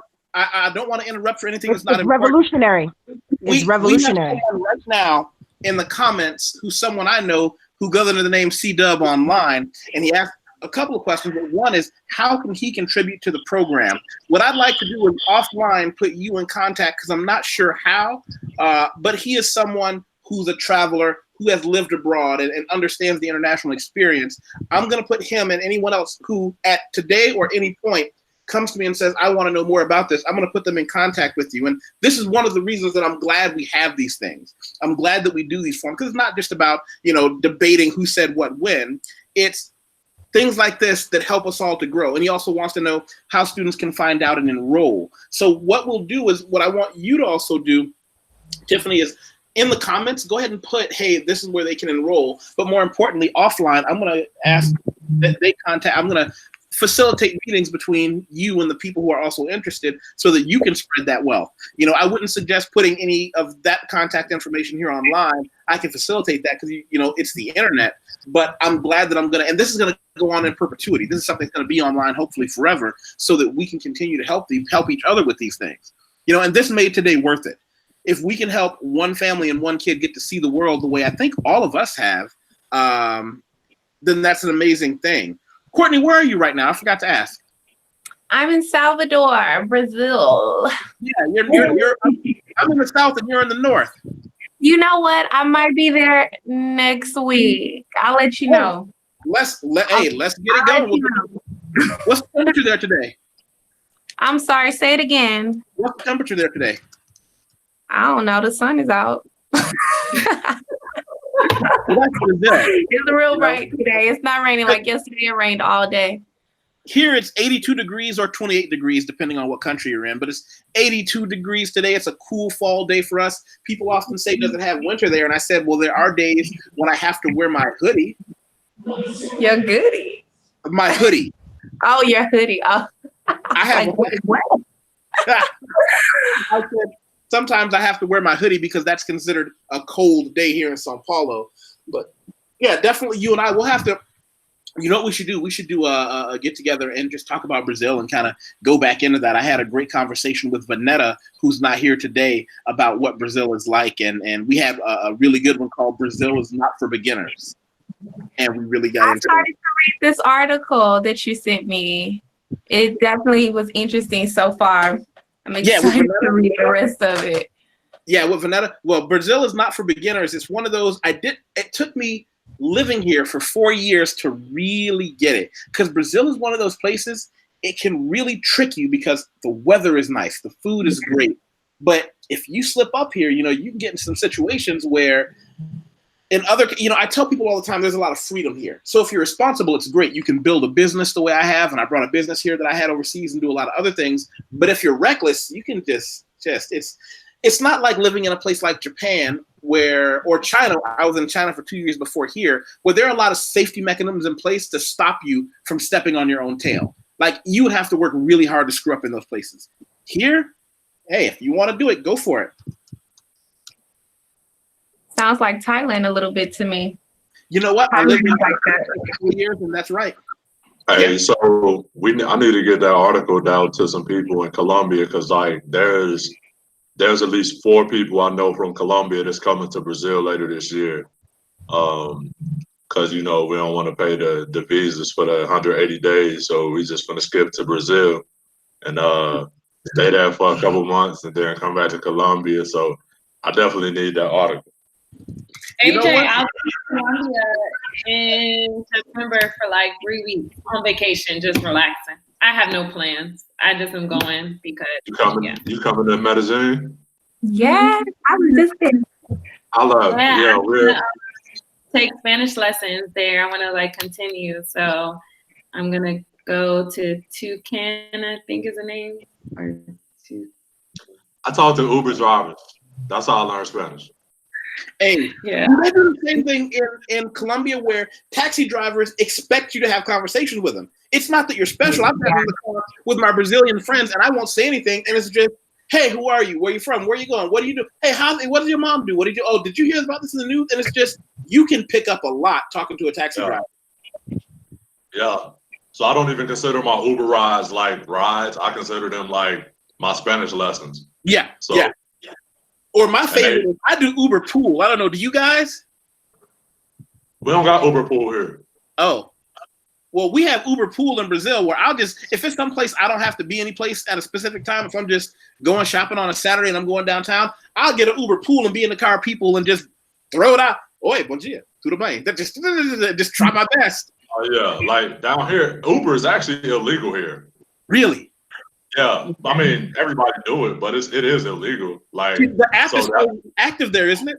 Oh, yeah. No, everyone uses it. It's just illegal. Like, you have to sit in the front seat, because if you don't sit in the front seat, like, they'll know it's like a ride share. Like, but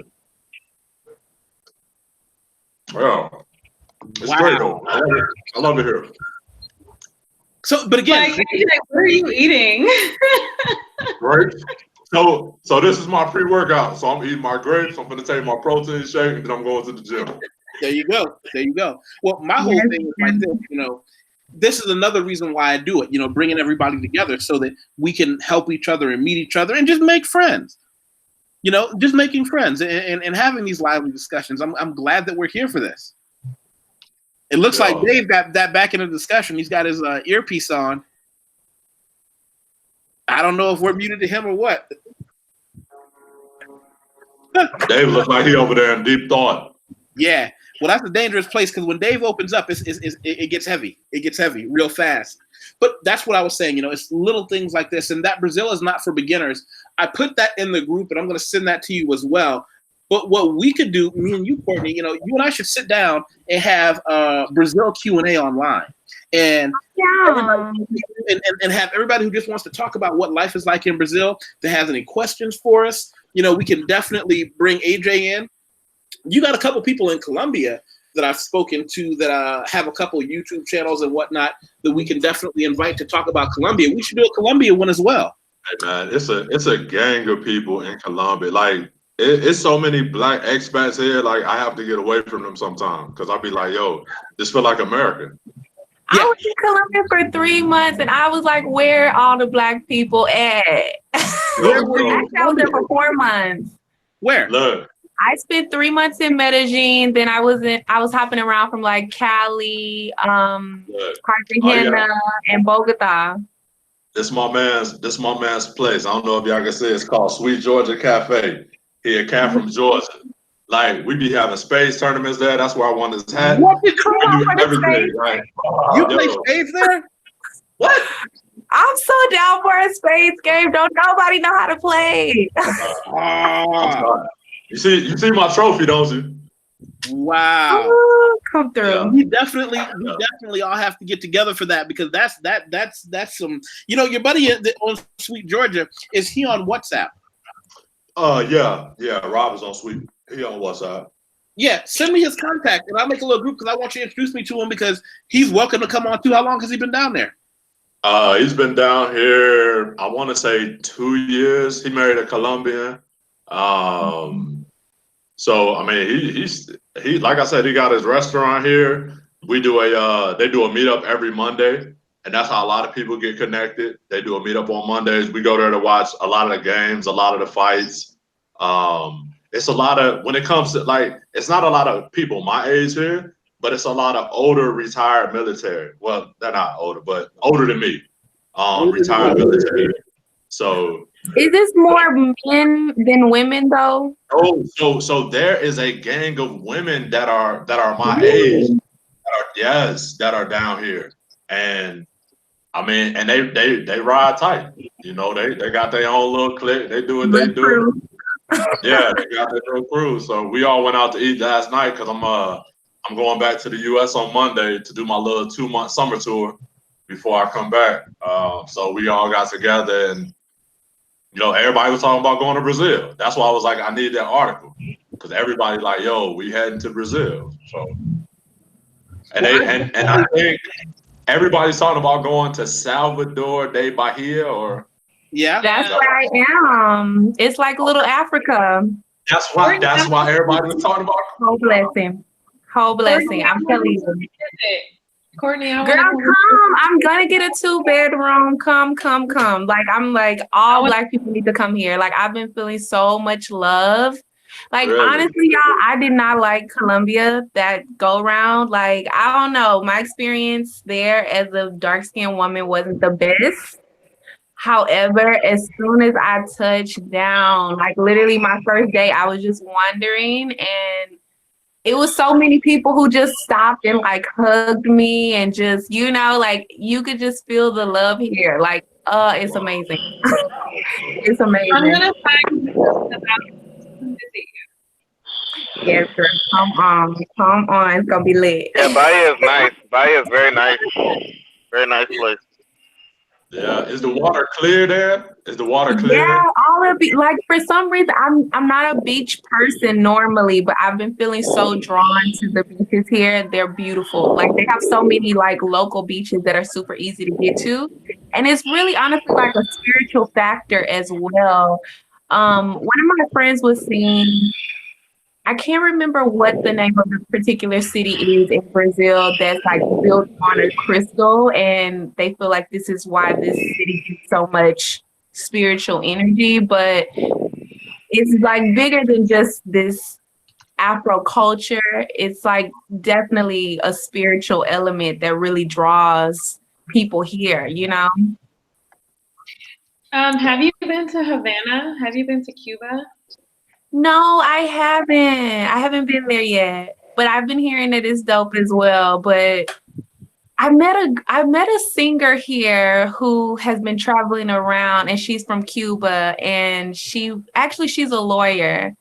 but she sings to actually make ends meet because I guess their economy isn't the best in Cuba. And so they've been telling me a little bit about it, but I haven't had a chance to go to Cuba yet. Yeah, I mean, the narrative is incomplete that he gave you, but you should go because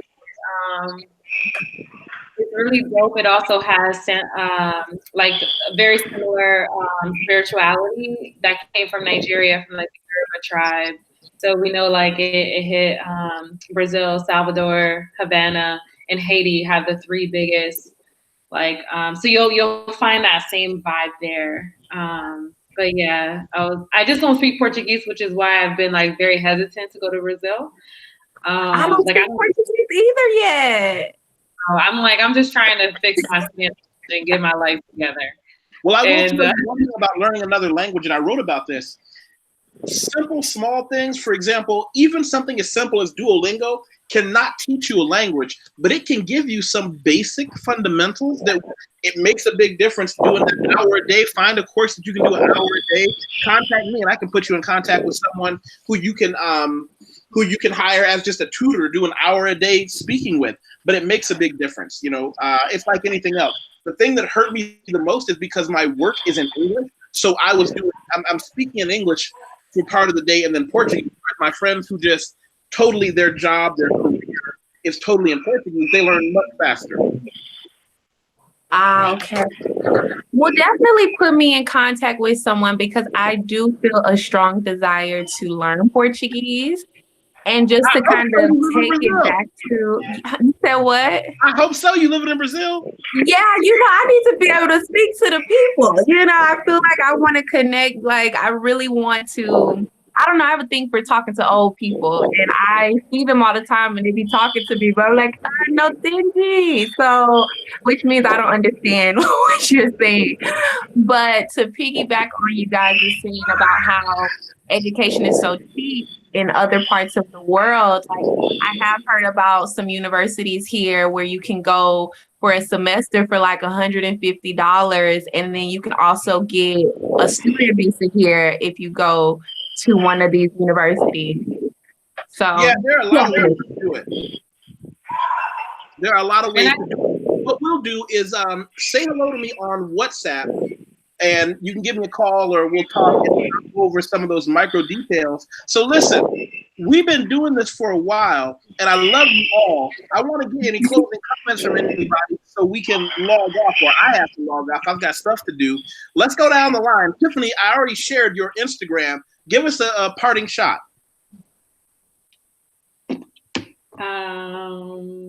It's been great. Good chatting.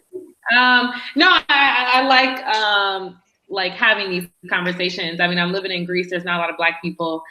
You don't get to have these deep level conversations. My coworker is Nigerian. He lives in London, or he's from London. So we have these conversations. But to hear different perspectives and connect with different people, it feels like home. And I'm really happy that it happened at a time that wasn't when I was sleeping, because usually your seminars are around midnight. So it was just cool to be a part of it and hear everybody's perspective, and even like, reevaluate my own choices in terms of like, back to the original topic of, what is it about the freedoms that I have, and how can we empower people that are still in our circle that are poorer to have better, or to make better decisions too. So I thought it was a really good time. And Courtney, I don't want to be telling your business, but it looks like your website, like you might have forgot to pay the bill or something. Hello, you don't have to put me on blast. First and foremost, I'm an entrepreneur getting my life together one piece at a time. It's gonna be back up soon. So can I encourage you? This is what I do want to say. I'm a WordPress person. I've shown a lot of people how WordPress works. It's affordable and it works really well. See, I like WhatsApp, but sometimes building my site on WhatsApp is not WhatsApp on WordPress is like such a big learning curve. Like it took me a long time to build my first website on there. It took me like 4 months, and I was like, oh God, no. I think you're doing it the wrong way there. So this is what we're gonna do. I'm gonna tell everybody that I want them to subscribe to your YouTube channel. Okay. Thanks, guys. In What was your last post here? On YouTube? Yeah. Traditional Well, my last Afro-Brazilian post was a travel moment. It was my experience at Baja Beach in Salvador, Bahia. I just ran up on like a little workout team doing a little video. So I've been showing a little travel moments in between vlogs. What I'm going to do then is I'm adding you on, I'm putting you in the comments as well so that hopefully everybody here can go there. As I said, I want everybody to share this as well. And it also looks like Black in Brazil, traditional Afro-Brazilian dinner in Embaçaí, Bahia. Oh yeah, Embaçaí. It's a little city about maybe an hour and a half from Salvador. So I recently went on a spiritual retreat. Like, this is why I also feel like it's just very spiritual for me being here. I don't know if anybody has heard of the Sacred Sister Soul Retreat or Renee? Yes, with Renee. I have known Renee since before I even came to Brazil. Yeah, she and I are in each other's business pretty often. So yes. Oh, I love Renee. She is just an amazing person. We'll have to talk offline. Roxana, how you feeling? I'm good. Thank you always. Thank you for including me. Good discourse, interesting people, had a good time. So I look forward to getting more information from Tiffany, and then I'll subscribe to Courtney's channel.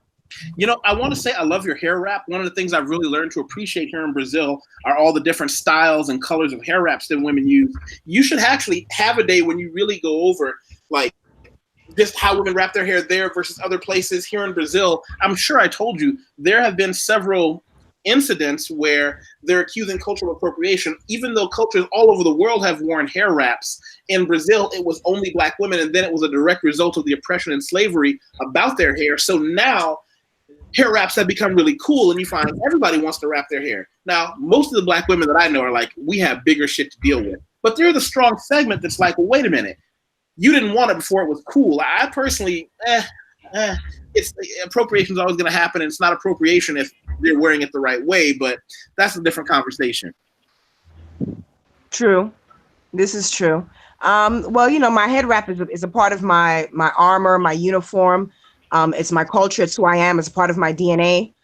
And I try to center on Black always. I'm not concerned with whoever else has anything to say about Black women doing what we've been doing since a millennia, since time began. So I mean, we're the most imitated people on earth. So that's that. Nathan, now that you got your computer charged and you got everything going, it sounds like we're logging off. And next time, Nathan, could you not type everything in, just say it in the group? Where are you? Are you there? Am I talking to a wall? I am here, and I will not type everything in. You got any parting shots for us, Nathan? Well, this is my first hangout, so thank you for inviting me and all the other tips that you've been giving me. It has been wonderful to hear from so many folks who have such diverse and dynamic lives. I'm really honored and excited to get to know more. So thank you. And finally, down to AJ. AJ, I see you taking your protein shake. We'll have to talk offline because I do a lot more than protein shakes, but we'll have to definitely get together. I've been getting into kettlebells lately too. Oh yeah. Yeah, those kettlebells are no joke. Yeah, my thing now, I'm just working to get my body percentage down to 10%. So wait, what? If I could stay down to 10%. Really? Yeah, that's a goal. Yeah. So my discipline is on point. You know what I'm saying? So that's the biggest part. So keep doing what I'm doing. You know what I mean? So I can go ahead and find that D1 athlete. Go ahead and make some of them D1 children. You know what I mean?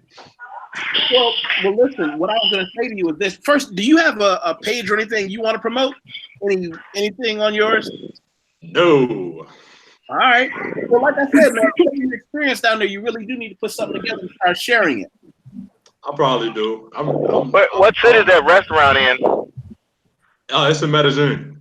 Medellin? Okay. What's the name of it? Sweet Georgia Brown? Sweet Georgia? Sweet Georgia Cafe. Okay. I'm going to have to check that out. Thank you. Excellent. Hey, listen, love you all. Love you all. We're family. I'm looking forward to doing this again. When you see this online, just do two things. Make sure you give it a thumbs up and make sure you share it so that we can get even more interesting people. And if you know anybody that's going to be good for the conversation, send them to me. All right? Cool. All right. So, hold on one second. Hold on.